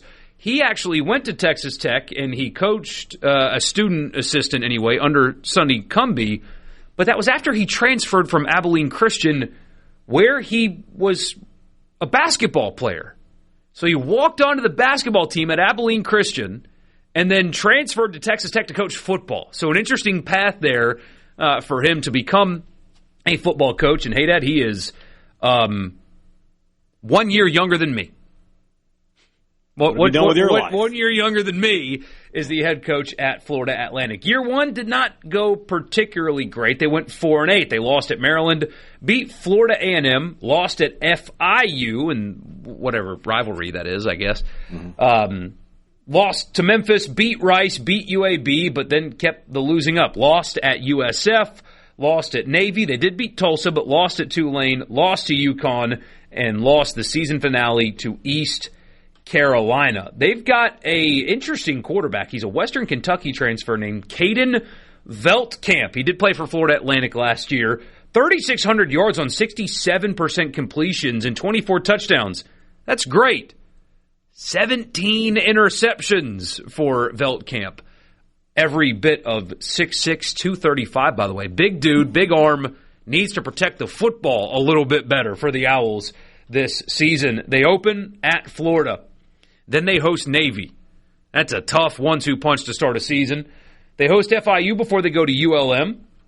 They host Texas Southern before an off week. They go to Army, host Rice, go to North Texas, host UTSA, go to Tulsa, host USF, and end the season at East Carolina. Quick, name that stadium. Do you know the stadium in East Carolina? It's one of my favorite stadium names. I do not know it. Dowdy-Ficklin. Okay. Dowdy-Ficklin Stadium in Greenville, North Carolina. That's FAU, team number 94, but the options, I imagine, in Boca for the... a little different. Little different. Not exactly burgers and fries here. The top-rated restaurant in Boca Raton is called Ceviche 105, Peruvian cuisine by Juan Chipico. What is Peruvian cuisine? Well, I don't know, man, but they've got this thing here called lomo saltado, which is basically, let me read it to you, juicy cuts of tenderloin, onion, tomato, yellow pepper, and cilantro, stir-fried wok style, mounted with 2 fried eggs, sweet plantains, French fries, and white rice. That's the burrito I'm talking about, man. Put it on a tortilla. A lot going on there. You got that. We've got boneless short ribs. I mean, there's a lot of, I got to be honest with you, there's a lot. I don't speak Spanish. I'm sorry, Baxter. I don't speak Spanish. You can get a 16-ounce prime ribeye with a truffle potato puree and sautéed broccolini for a mere $75. If you want to do that. They've got, broccolini, by the way, the better vegetable option than broccoli. Let's broccoli is big in Mississippi right now, so we got to stay with that. I had some broccoli ice cream today. So, how was it? That's how you think. Delicious vanilla ice cream, and then you bite into this big chunk of broccoli, and you're like, why? So, it was all right. Oh yeah, they got rice. They got sushi at this restaurant. A lot of different sushi options. I'm a big sushi guy. $130, you can get 8 pieces of sashimi with I don't even know what some of this stuff is. You get some oysters. You get a paracoli. I don't know what that is. I don't speak the words. But this place, Borkey, if we're going, we're going to have to get SuperTalk to pay. It's quite expensive. We're talking $30 appetizers at this place. So Ceviche 105, Peruvian cuisine. That's your top-rated restaurant in Boca Raton. I was hoping for like a big-time steakhouse, but we'll settle for this. Been funny to go from yesterday. We were like, ooh, this burger sounds good too. Yeah. Here's our 48-ounce dry-aged Wagyu ribeye, $178. Instead, it's Peruvian sushi. Peruvian seafood, steaks. I mean, the food. It sounds outstanding. It looks like food we would want to eat. I'll put it that way. When we come back, Pete Golding talks NCAA, and he says a lot. He also talking tough. He also talked about Lane Kiffin, and he gave a very absolutely the answer that you should have given. So we'll talk about that. Jeff Lebby yet to speak at SEC meetings, but Pete Golding said a lot. We will tell you about it when we come back. Your home. Now we have a special surprise for everyone. Give it to me. More Sports Talk Mississippi right now on Super Talk Mississippi.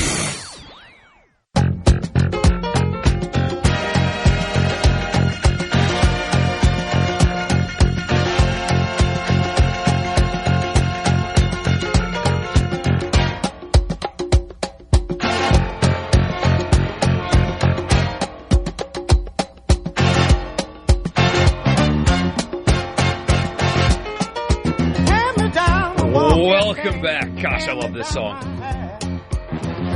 What do you call this style of music? Oh. The big bands with the horns, like the Earth, Wind, and Fire, that type of stuff. What genre is that? It's just R&B. Oh, it's awesome. Like I'll get in a mood where I'll just do like a Spotify soul music, if you want to call it that. Yeah, man. And this song always comes up on it with every Earth, Wind, and Fire song. Each of them created equally and beautifully. But anyway, I love that song. So let it play for a little bit. My bad. I'm Michael Borkey. He's Brian Hadad. So glad that you guys are with us. And hey, Pete Golding had some things to say, and we will tell you about it right now for the College Football Fix. The College Football Fix is driven by your Mississippi Ford dealers. Built Ford tough. That's the best-selling truck in America, the Ford F-150. It's been that way for a long, long time. Going on 50 years. Looking for a new truck? Make it easy on yourself. Take a trip to your local Mississippi Ford dealers today. Thank you for your attention to this map. So there is the interesting and the uninteresting. We talked going into this week about coaches at SEC spring meetings. They're going to get asked about certain things. And Pete Golding's program in particular, and him in general, have been in the headlines this offseason. Thanks mostly to Lane Kiffin, but they have been, and Pete Golding was asked about that today. First, he was asked about Sark reaching out to him after the basket weaving thing. Sark, by the way, apologized again and clarified again that he didn't mean what the headline said that he said. But anyway, Pete Golding was asked if Sark reached out to him, and he said yes, and basically that, look, he apologized. It's no big deal. I'm not concerned about that at all, was Golding's response, which is fine. Little-known secret, or maybe very well-known secret, our school is more difficult to get a degree in is not like a good thing. Sark taking a shot at Ole Miss being able to transfer to easier and get a degree because more of your credits transfer is actually a good thing if you think about it from the athlete's perspective. So no harm, no foul there. He was asked about if Lane Kiffin had reached out to him after the Vanity Fair article. Golding smiled and said that Lane reaches out to him every day. He said, quote, I get 12. Every day? He said, quote, I get 12 text messages a day from Lane. And he said he just has to decide which ones are worth looking at and which ones are not worth looking at. I don't text my wife 12 times a day. And then he ended it with, we're good. No big deal. That's the response that needed to happen. Even if they're not good, you need to say we're good. Yeah. That's exactly right. I don't know behind the scenes how Pete Golding actually feels about it. The way to continue to quote-unquote win the PR thing is to not engage. That's the best thing. I mean, another article comes out yesterday with Kiffin quotes. Just let him do that. The more you avoid it, the better you look. So that was the right decision. We said that going into it. What should Pete Golding say? Nothing. Say nothing. Say, quote, anybody that's been to Oxford knows that's not where we're at right now. Perfect. That's all you got to say. Yeah. Done and move on and all good. That's the uninteresting, and that's exactly what should have been said. All good. This, though, is a little bit different. Pete Golding was asked about the Luke Ferrelli tampering situation. Dabo Swinney goes public. Luke Ferrelli ends up at Ole Miss instead of Clemson. You guys know that story by now. Golding said, quote, I think a lot of things make headlines. There's a lot more people involved that everybody might not know. Everybody wants clarity. Enforcement about a lot of these things is a real problem. I'm not going to sit up here and say whatever we did or we didn't do, was it right or was it wrong? But when you go through what we went through, referencing tampering, and what you're seeing day in and day out, some things you feel like shouldn't matter, they're making a big deal about. It's about the enforcement, and that's what everybody wants. What are the rules going to be in place, and are they going to be enforced? Up to this point, that hasn't happened. So no big deal there. That's fine. But reading from On3, sources throughout the spring told On3 that Golding has told Ole Miss confidants, whatever that is, that the NCAA knows he is willing to take down competitors if the Rebels are hit with tampering penalties. Sources have said Golding would be willing to expose more than 15 other schools of tampering. They have direct evidence of that. They haven't done what Dabo did because nobody has done what Dabo did. It's kind of been a wink, wink, hush, hush. I'm tampering, you're tampering, we're all tampering, let's hold hands and run in a circle situation until Dabo upset the apple cart. Every school, I promise you, Mississippi State does too, direct evidence of tampering that they could take to the NCAA if they wanted to. Everybody has it. So that's not it's getting written on On3, so it gets attention, but Pete Golding having 15 schools that he could directly implicate the same way Dabo did is the same thing that every school in the country could have if they wanted to. It's about the willingness to do that is more interesting than the having the evidence. Everybody's got evidence. Yeah. If you're the NCAA, do you maybe consider calling the bluff just so you can get the evidence and that way you can maybe bring an end to some of this stuff? It's like, oh, you got evidence? All right, let's see it. I would like to see it. Present it. Here's where the quote gets a lot more spicy, Hadad. We're talking about tampering. You don't think coaches get tampered with? We're talking about the new Kiffin rule, the Senate thing. Mm-hmm. And all of this, expletive, But you think the meeting... He said another swear? Come on, Pete. But who do you think is meeting with these coaches and offering them a job?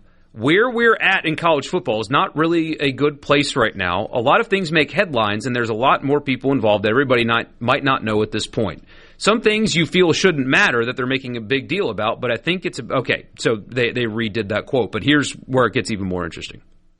Not comparing, he's referencing Ferrelli, to a guy who's been a starter somewhere that wasn't in the portal, that's at a new school now after going to a semifinal. What are we doing?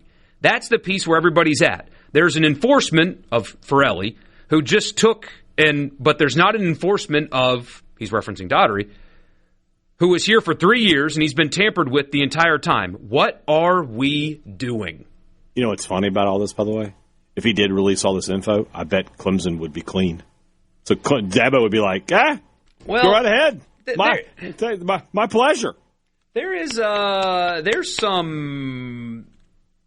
possibility that Clemson has cooled off. I mean, Dabo's been behind a microphone a few times since. He has not gone after Ole Miss since. What? There may be a reason for that. Yeah. It's possible that there's a reason for that it's been communicated to them. Are you sure? Yeah. Are you sure? But, again, I don't know. That's the first time, though, I think since he's been the head coach at Ole Miss, he's kind of fired back. It kind of stepped out, if you will, from just being buttoned up. I'm not going to say anything at all, really. I'm just going to give answers, talk about the football players, and that's it. Yeah. He made direct reference. And maybe this is... Didn't say Daugherty's name, by the way. Spring meetings is kind of the place to do this, too. Like, you don't want to do this at media days. You want the focus to be on the season as much as it can be in this situation. This is the time. You got some. Apparently, we're just all airing our grievances in the SEC right now. Here's my question. Yeah. Is that smart? I don't know, man. Is that the right decision to start talking about that publicly? He didn't do the "I will tell on everybody" thing publicly, by the way. That's reporting from USA Today and On3 saying that's been communicated behind the scenes. Golding did not say that today, for what it's worth. He has not publicly said, "I'm going to go after all of them if I get punished." That has not been a thing that he said. But he did make reference to a player that's at a different SEC school today. Was that the right decision? I don't know. Only time will tell. Because obviously, I mean, Daugherty hits the portal at the very last minute and goes to LSU. That communication has to happen for that to happen. Yeah.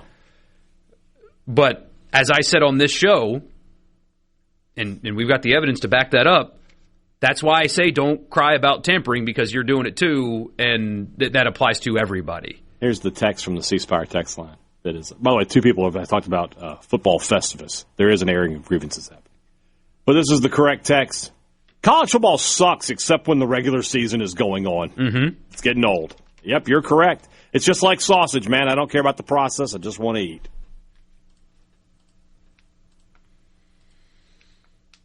We'll see if anything comes from this. 3 people mentioning Festivus, the airing of grievances. Sports Talk Mississippi. We'll be back in just a second.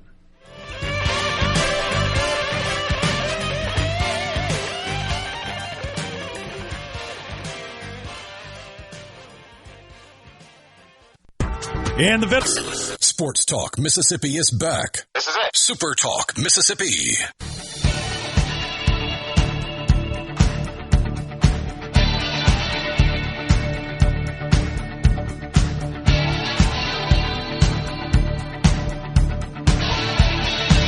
So the question is, Michael Borkey, if we do have football Festivus at SEC Media Days and we have the airing of the grievances, who is the coach we have to pin to the ground? It's Lebby, right? Is that the feats of strength? He's the biggest guy, isn't he?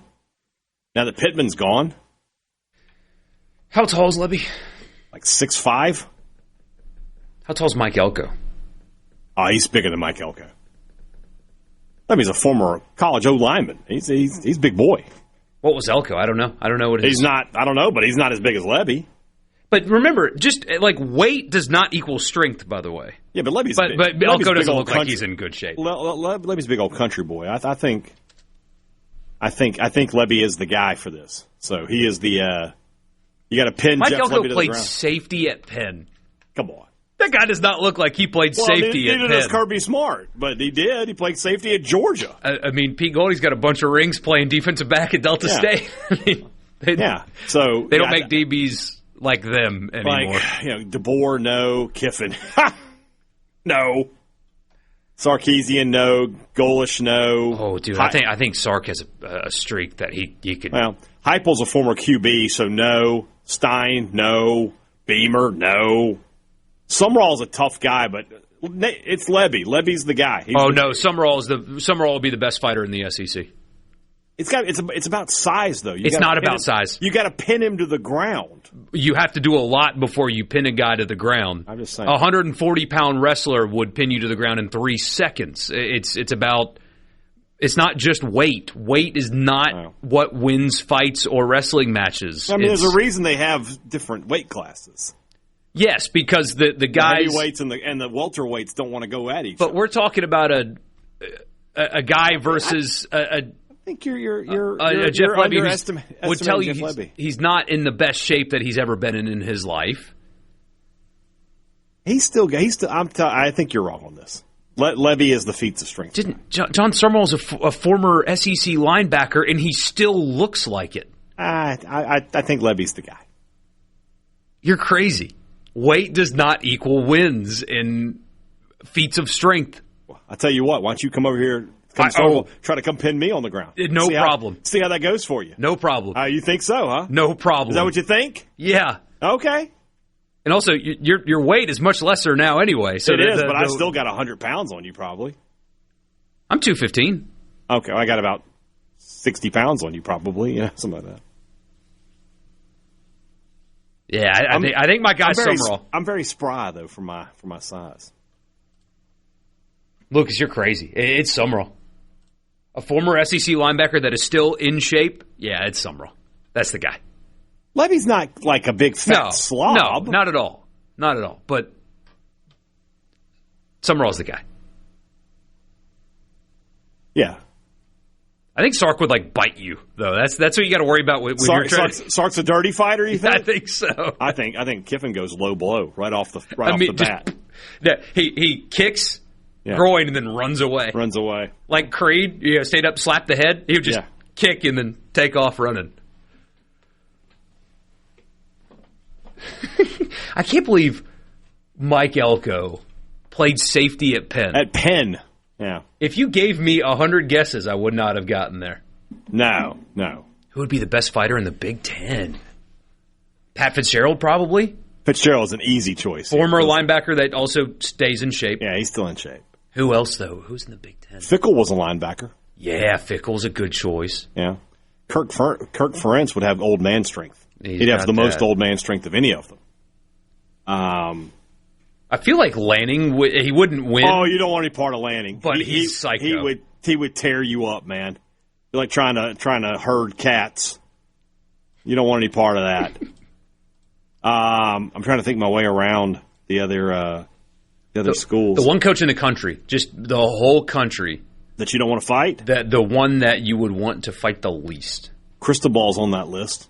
Yeah. Oh, yeah. Former college offensive lineman. You don't want any piece of him. One. And he's Marcus Freeman is probably not to be trifled with.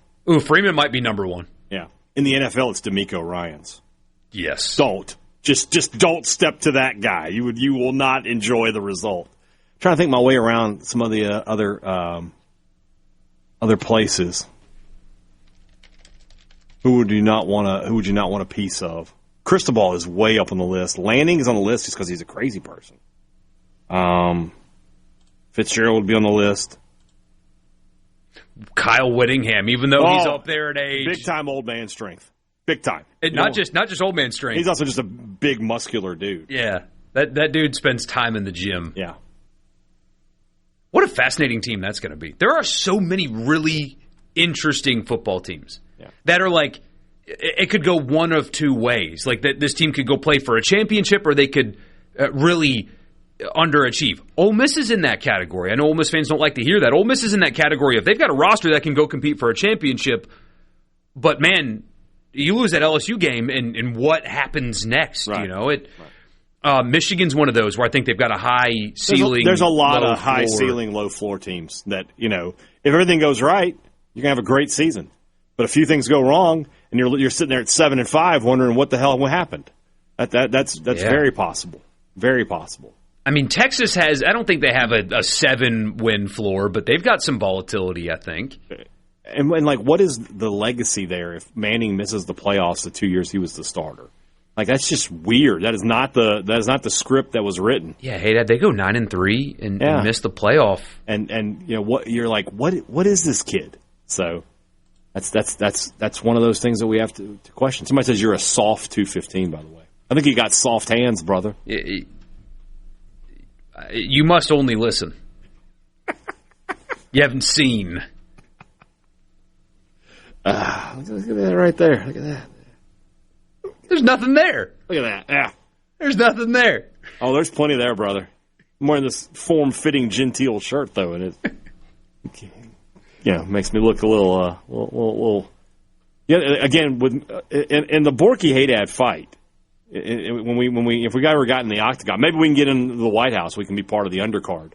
I have advantages over you. Is that I have size, I have old man strength, I have no patience whatsoever. I feel like I can take a punch. I'm a choker. I'm definitely going to go for a choke out. I'm not here to box. I'm gonna get the chokehold in. I'm gonna but you gotta be able to get it. That's the thing. You've got to be able to get it. Where are you going to run? We're in a cage. It's a big cage. I can move. Well, I'm going to stand there and wait on you. I was doing ladder drills today. So? Yeah, agility. I ate broccoli ice cream. Do you know how hard punching is? Just I'm not cardio punching. wise. I'm just gonna. Yeah, but you got to get there. I'm gonna do the George Foreman and clam up here, and when you get close, I'm gonna get my hands on you. Most people can't box for more than about 15 seconds before getting winded. I'm not gonna box. There's not gonna be any boxing.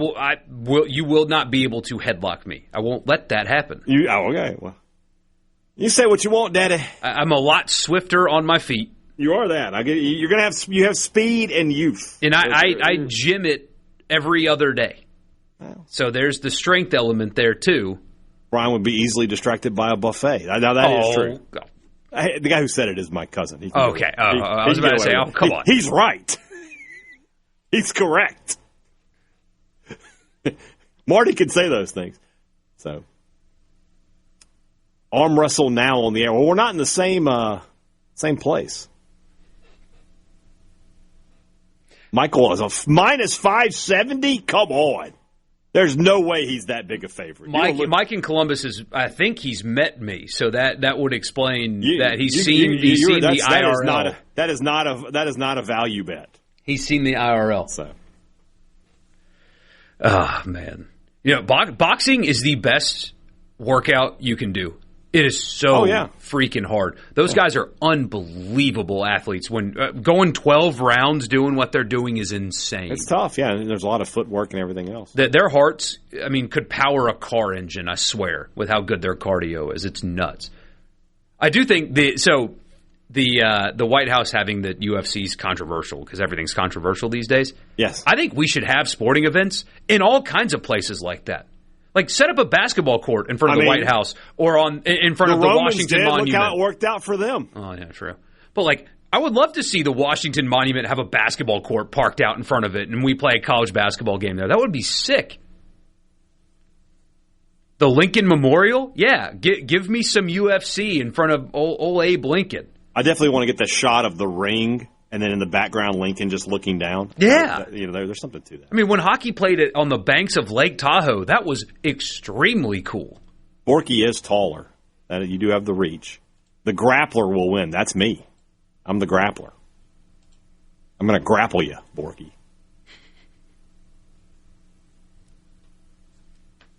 Man. So glad that you guys are with us. 601-879-4390. 95. The C Sparks. Next time you want to be a part of the show, that is how you do it. We'll be right back in the Pearl River Resort Studio, Sports Talk Mississippi, on this Wednesday. Don't go anywhere. And I'd like to tell you what you could do with it too.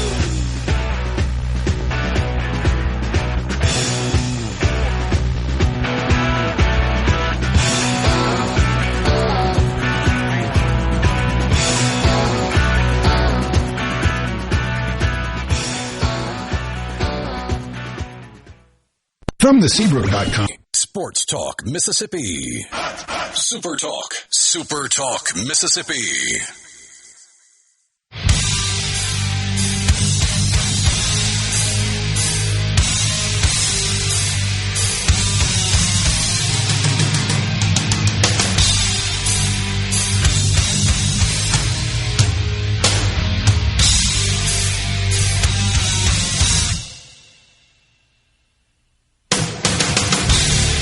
If you had to guess right now how the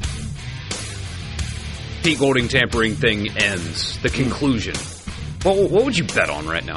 I'm hoping for Armageddon. No, but like the true conclusion, if you had to bet. Just like everything else in this world. Everybody talks tough. Nobody actually does anything. You know, the NCAA is not going to push it because they don't want 15 schools to be called out on, especially when some of them will be big schools. LSU will be in there. Alabama will probably be in there. You never know who else. I mean, who is lost player? Yeah, Auburn. Who is Ole Miss lost players to? I mean, there's a kid from Ohio State a couple years ago, right? 2. Yeah. So I mean, and I'm not talking about Judkins either. Ohio State, as far as I know, didn't really. Yeah, they got Judkins the old-fashioned way. Yeah. So nothing will happen. Yeah. It's apples to oranges. Is this, how similar is this to if you have facts about a violation? Not the same. It's not the same because Hugh Freeze claimed innocence and Golding is clearly not. Yeah, Golding is saying, look, we may have. Have you seen Animal House? Yeah. It's like, I'm not saying we didn't break a few rules or maybe take a few liberties with our female party guest. We did. But that's what's going on here. So, but whereas, yes, Freeze was like, we didn't do nothing. Mm-hmm. We didn't do nothing. And then the other side of that was Golding is saying, I have the evidence and I'll send it out if I have to. Whereas Freeze was like, oh, if you've got evidence, send it in. Yeah. And so they did. I've never been able to verify this. I've heard though that it fried the email servers at Ole Miss. Like for a day. You fry email servers? Like they overloaded, like emails wouldn't go through. That sounds like an urban legend. No, I know it does, but I'm just saying that's something I've heard. That like so many emails came in that emails stopped coming in. There is such a mistake to act innocent when you're not. Oh, never. When you're not innocent, don't act innocent. I thought during that break, like, do I like this or not? Do I like that he's going public or not? Because the strategy that Ole Miss has employed up until this point about everything, really, has been not to say anything at all, and it's been really good. It's worked, especially around Lane. Now, this isn't really about Lane, but that's worked. That's been good. This isn't that. Is that a good idea or not? I keep asking myself that question. Is this a good idea or not? Like, doing this privately, absolutely. If the NCAA called me and was like, I need Luke Ferrelli's private phone messages, no, you're not getting those, number one. And number two, would you like this video of a defensive player at Ole Miss being offered a car live on FaceTime? Like, do you want that video? Because I can hand that to you if you'd like. Yeah. Like, maybe do that privately and wait until you're getting close to a punishment stage before you start doing this. Like, this is what I would do if you know you're about to get popped, as opposed to so early on that nothing has happened, you know? Yeah. But it sounds like a guy that's frustrated. I mean, my gosh, the stuff I get where he's coming from. The stuff that they had to do in the last 2 days of the portal to keep their players is nuts. Yeah. It's absolutely nuts what they went through. And, I mean, State went through it. Maybe not to the same degree, but, I mean, Hadad, I haven't been told this on record, but I have a functioning brain. State had to do some last-minute making sure that their players are good. Anthony Evans was the name I heard linked with LSU. I get a guy who was never at any point in the portal. And not just LSU either, right? I mean, I heard a couple other schools were after him, too. I'm sure they were, but LSU was the predominant one. And so going through what they had to go through in the final 48 hours of the portal, the volume of calls that their players were getting directly and money being offered over the phone. Maybe I don't have this story correct. This is not me reporting anything. This is just something that I have heard. Phone calls were happening while the players were in the facility around coaches. Just, hey, guess who's look getting offered, getting the same phone call from the same people. Again, here it is. You want to listen to it? And so for that to go down and then to turn around and them being the target of the offseason, tampering so horrible, I would be frustrated too if I were Pete Golding. Yeah. But the silence has worked. Clemson's not talking anymore. People have largely forgotten. The closer we get to the season, people are going to realize that Dabo has kind of lost it as opposed to him being a righteous defender of college football. It's going to look more like he's a guy that's let the game pass him by. So maybe fight in private and just kind of let the public work itself out, you know? And Marty's right. You're going to have to show direct contact to the player. You're just talking to the agent, that's totally illegal. That's just two people talking. I got to have. Well, you can't talk to representatives of the player either, technically. Well, you can talk. You cannot talk to agents. That's tampering. Your representatives can talk to their representatives. Oh yeah, I mean, there's always loopholes around everything. As long as it's not Lane Kiffin on the phone. Hey, you up? You should be okay. But that's kind of what we're talking about. Freeze. That's where he went wrong in some instances, is that he was doing it. Like, he had his assistant coaches actually doing it instead of having it go through fourth and fifth. Third party is not good enough. You need a fourth party. You need a fifth party. Sixth or seventh. Yeah. I mean, I know this for a fact. Ole Miss does have direct contact proof. I mean, everybody's got it. Everybody's got it. Yeah. I just would have kept that between me and the NCAA until I thought that they were going to actually punish me. I don't know. Maybe I'm off base. I'm sure this will end up on a message board, people disagreeing with me, and that's okay. I just think the stay silent but carry a big stick strategy has worked to this point. I would say go back to that. But that's just me. And I'm just a guy. You're just a guy. Oh, gosh. What? What'd you do now? Somebody 6'7". Well, it didn't happen, so. Somebody says NCAA justice system is a joke. Ole Miss freshman lawyer students can handle their attorneys. Well, that's true, but that's a different conversation, I suppose. Yeah. You know what I'm laughing at. I know what you're laughing at, too. Yeah. Mm-hmm. Oh, yeah, he was. Oh, man. Sports Talk Mississippi. Remember not much happened to Freeze, but Chris Kiffin got a show cause. Well, plenty happened to Freeze. Lost his job. And that wasn't just the phone records thing. Yeah. Although I guess I will say, though, I've always thought that if that hadn't come out, that Ole Miss was prepared to stand by him. I think they would have tried, yeah. Which would have been a mistake. He was losing it in all kinds of different ways. It would not have gone well, and that's a good butterfly effect question is, what happens if... A certain Mississippi State fan saved Ole Miss from itself, possibly. Saved Ole Miss football. Ole Miss, Freeze coaching the Ole Miss 2017 season would have been bad. And I don't know, what's the butterfly effect? Do you still have a chance to hire Kiffin in 2020? Because if you fire Freeze after 2017, now you've got a coach who's in year 3 in 2020 instead of year 3 in 2019. Yeah, and gosh, who would that have been? Maybe Dorn? Maybe Dorn again. Yeah. I mean, it would have easily been him. Maybe it wouldn't have been Kiffin in 2017. No. I don't think. Freeze coaching the 17 season, though, would have ended all the stuff. Remember when Liberty came to play at Ole Miss and our text line was like, I'm going to cheer for him. I can't wait to see Coach Freeze on the sideline. All of that stuff would not have existed if he were allowed to coach the 27. It would have been a disaster. A complete disaster. Matt Luke, coaching that team to 6-6 was a heck of a coaching job. He just didn't have 17 team, yeah, he did the best he could in that situation. It's crazy. He hired a guy who had a defense that stopped all offenses, but it just didn't work. Yeah. So I don't know. We'll see what comes of this. I don't know what the NCAA is going to want to do privately. They probably don't want to look incompetent. They may call a bluff. I don't know. But you've got another... I got no concern that anything's going to happen. I'm not going to buy in that we're about to see, we're 3 months away from scandal. I just don't buy that. Especially, I have not seen a good answer on this. I don't think Ferrelli was not in the portal. I think he was still in the portal when that all went down. I don't think his name was technically out of it yet, if that makes sense.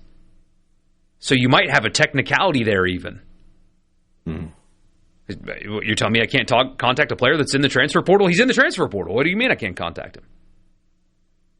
I have not seen a good answer to that question yet. Right. Maybe there is one. I just haven't personally seen it. I don't know.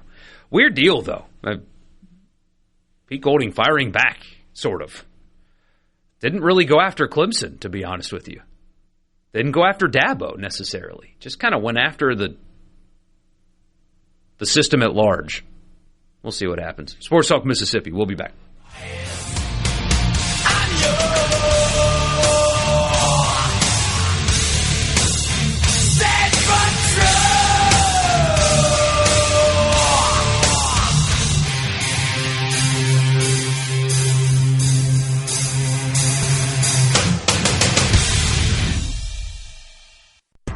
And Sports Talk Mississippi. Boom! Are you ready for some football? On Super Talk Mississippi.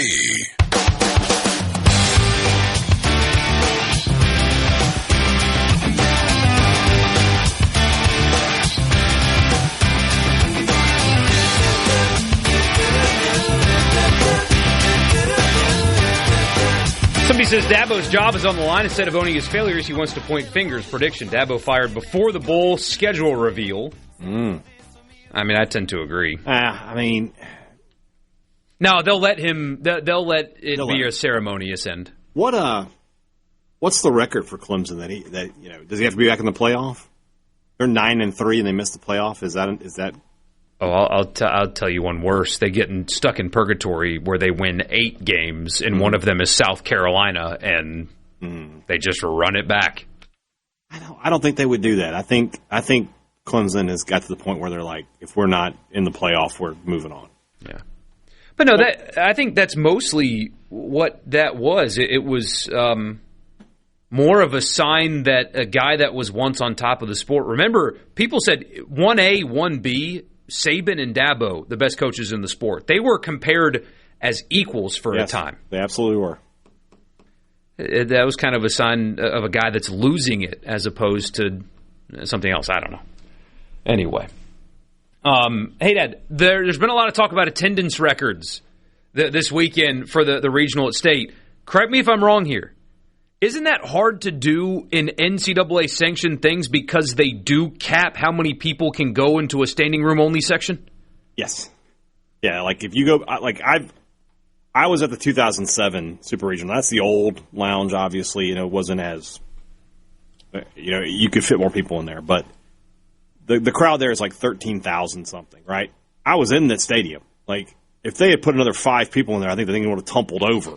We were packed on top of each other. So, yeah, they are a little more stringent about that. So I would be surprised. I mean, they've had big crowds there. The Notre Dame Super Regional had big crowds. And I don't think the regional would break any records. Like a Super Regional, maybe you could do it. But I don't know. I don't expect it. I expect to see good crowds. Don't get me wrong. I think even playing Friday 1 o'clock, you'll have 10 to 11,000 people. But I don't think it'll be any kind of record-setting things this weekend. You've just seen in the past where a crowd has been announced, and it's been lower than what some regular season crowds have been, and your thought is, wait a minute, there's more people here. What? That doesn't make any sense at all. I will say this. It's an accounting thing that they do. The last time they had a record crowd, the Ole Miss series in 2023, which was two bad teams, but maybe 30 minutes before the game, I was like, this will be a record crowd.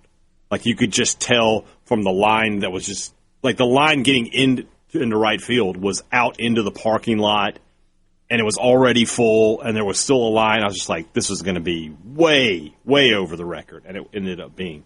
I thought this year, I'm trying to think, I guess that Saturday game with LSU, it ended up being about what I thought it was. I've gotten okay now that we're 6 years into the stadium, 7 years into the stadium, of gauging what the crowds are going to be. And this weekend, good crowds, but I don't expect to see 16,000 plus at any point. Even though there might be 16,000 people. There might be, but I don't think there will be. I think it'll be a small. I think when I say smaller crowds, I mean if State gets to Sunday, they're playing Sunday for the regional final. I think Saturday might be the biggest crowd. 8:00 first pitch. Yeah. Sunday, you just don't ever know because it is a travel day. People got to get back home, so on. But probably between 13,000 and 14,000. Mike says, what are the odds Lipscomb can squeak by in game one? I mean, never say never. Any given Sunday, you tell me there's a chance, etc. It's a major long shot.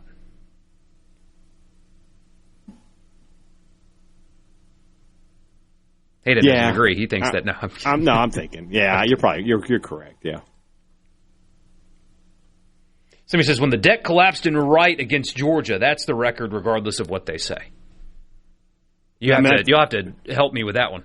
There used to be like a deck out there before. This is, again, back in the old lounge before you had everything was built into it, and it just collapsed. Oh. So. Did something bad ultimately happen? No, everyone was fine. Okay, good.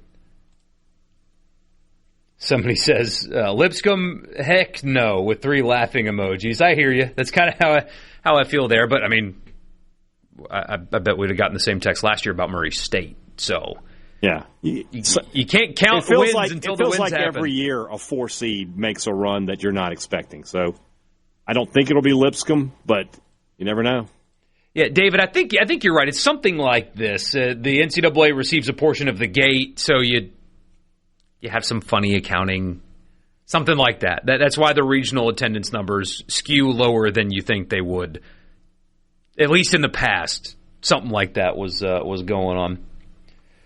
So, good stuff. Good show today. Thanks to the SEC for schedule release. We appreciate that. That was fun. That was very nice.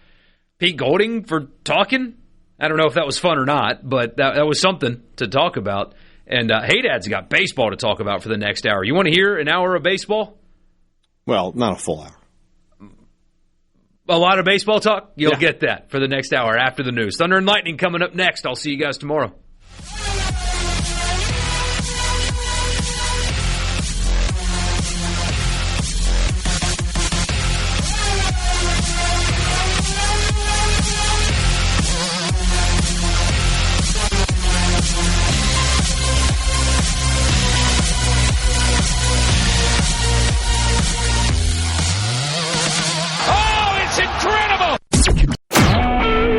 SuperTalk Mississippi Media Production.